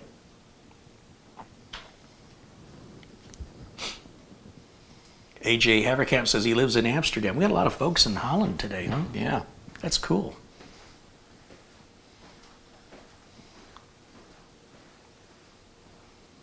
Big Red says, howdy from Washington State. Welcome in, Big Red. Gonna get up there in May. Athanasios Krillis says, has it been to build a mining PC rack for a client of yours so far? Those people build their own machines. They don't buy. Yeah, no, I don't do that. AJ says, you cannot pronounce our G sound like Grochtengorgel. Grochtengorgel. Gesundheit. Yeah. Oh, it just cleared all the phlegm out.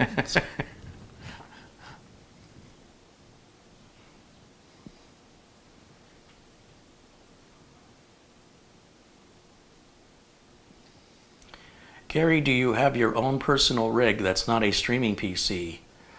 Yeah, we just upgraded it, didn't we, Mitch? Yep. I had a 9900, was it 99 or a 9700K? I thought it was 97. I think it was a 9700K on an ASRock Z370 Pro. And, it's my office PC, so. It's always turned on. And I use the onboard video. Yeah, I never turn it off. So I ended up, I was so impressed with how well the 11900K worked on, the rebuild I did for Madi. I think that's how I got a 9900KS.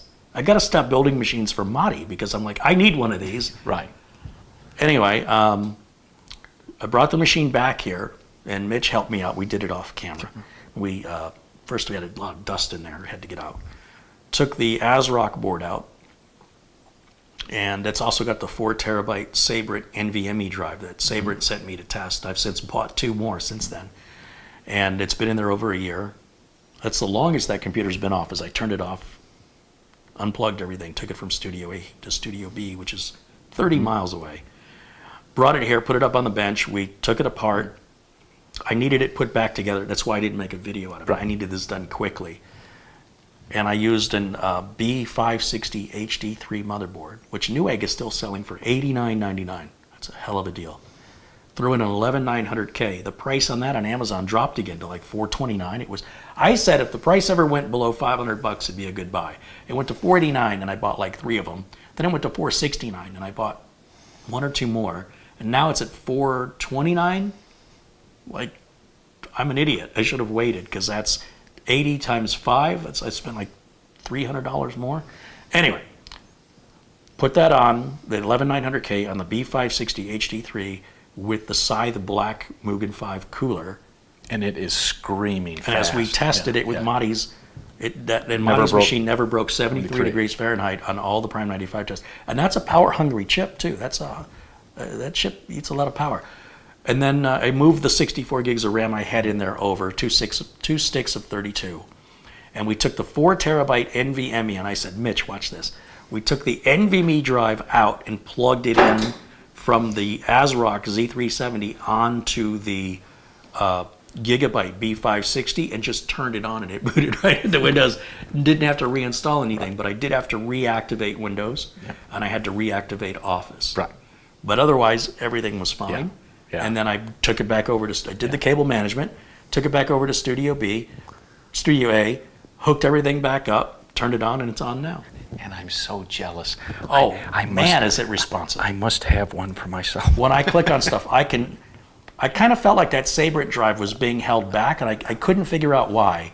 And as soon as I moved it onto the B560, everything just opened up. The taps just opened on it. Yeah. Yeah, I'm very happy with it. And it's very inexpensive. It's a $90 motherboard. And it's a $500 processor, which is now $430, whatever. And it runs over 5 gigahertz across all the cores. Yeah. So, and that's hammered. You would never hammer it. Yeah. But I can tell when I use it, when I click on stuff, how quick it reacts. Worthy upgrade. Yeah. Worthy. Now I've got the old Z370 board and that's on a Scythe Mugen 5 silver cooler with what I think was a 9700K with no NVMe or RAM. And I'll bring that back out here on the bench in the future. That will go into an empty case and, I don't know, sell it or give it away. I don't know what we're doing with it yet.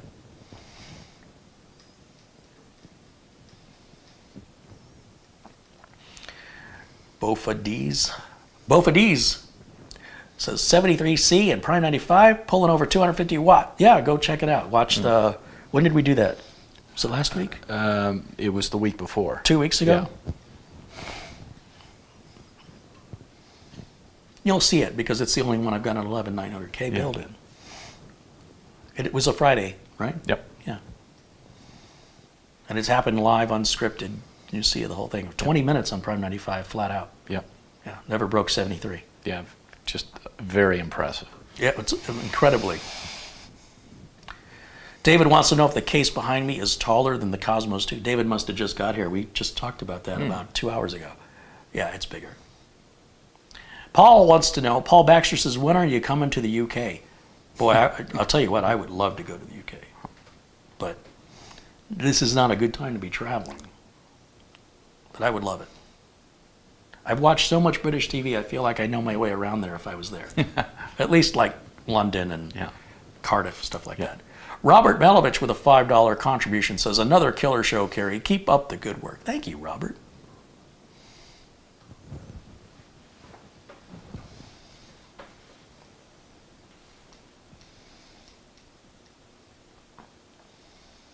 Hey, there's Marty with a $10 contribution.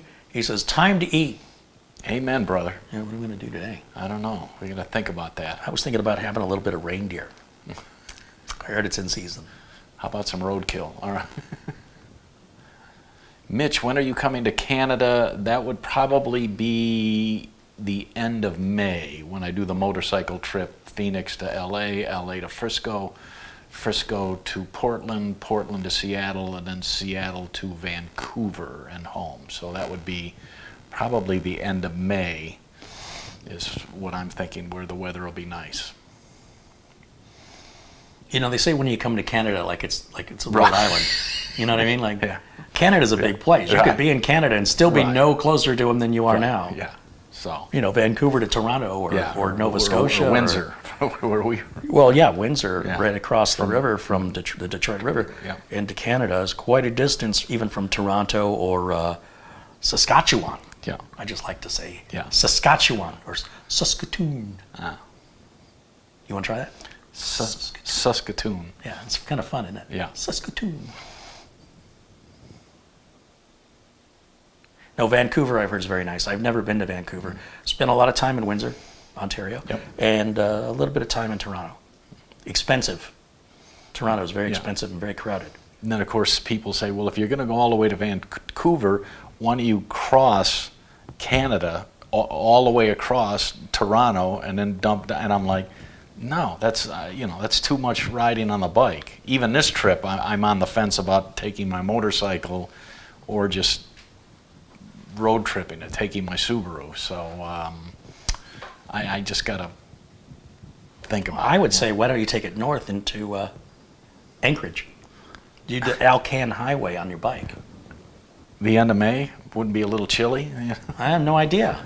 I've never been there. Chilly. I've heard part of stay with me. Yeah, okay. I've heard part of the road, or it used to be anyway, that was wasn't even paved. Oh.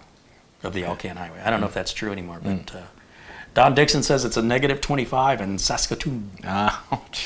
Is that Celsius or Fahrenheit? Either way. Yeah.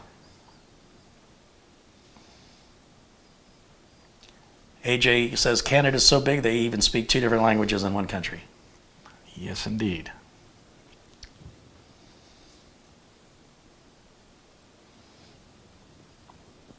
Well, I'm not seeing any more questions, Mitch. I think that's so. Let's get out of here. That's our cue to skidoo. All right.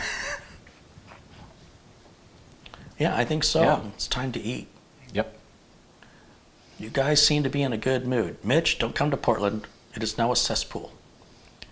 When did that not be a cesspool? Have you been to Portland? Never have. So that's kind of why. Portland's beautiful. It is beautiful, but this whole keep Portland weird.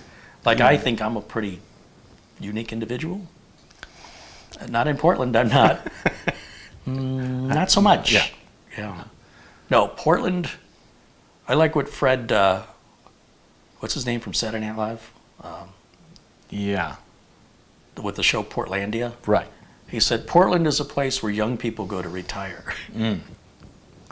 I don't know. I figured 2 or 3 days there and then go on. No, that's great. Yeah. No, 2 or 3 days. Yes. Yeah. You can go see the Sea Lion Caves, the lighthouses, go to Silver State Falls Park. There's like 13 waterfalls. You get off the bike and walk this park. I think it's Silver Springs Falls.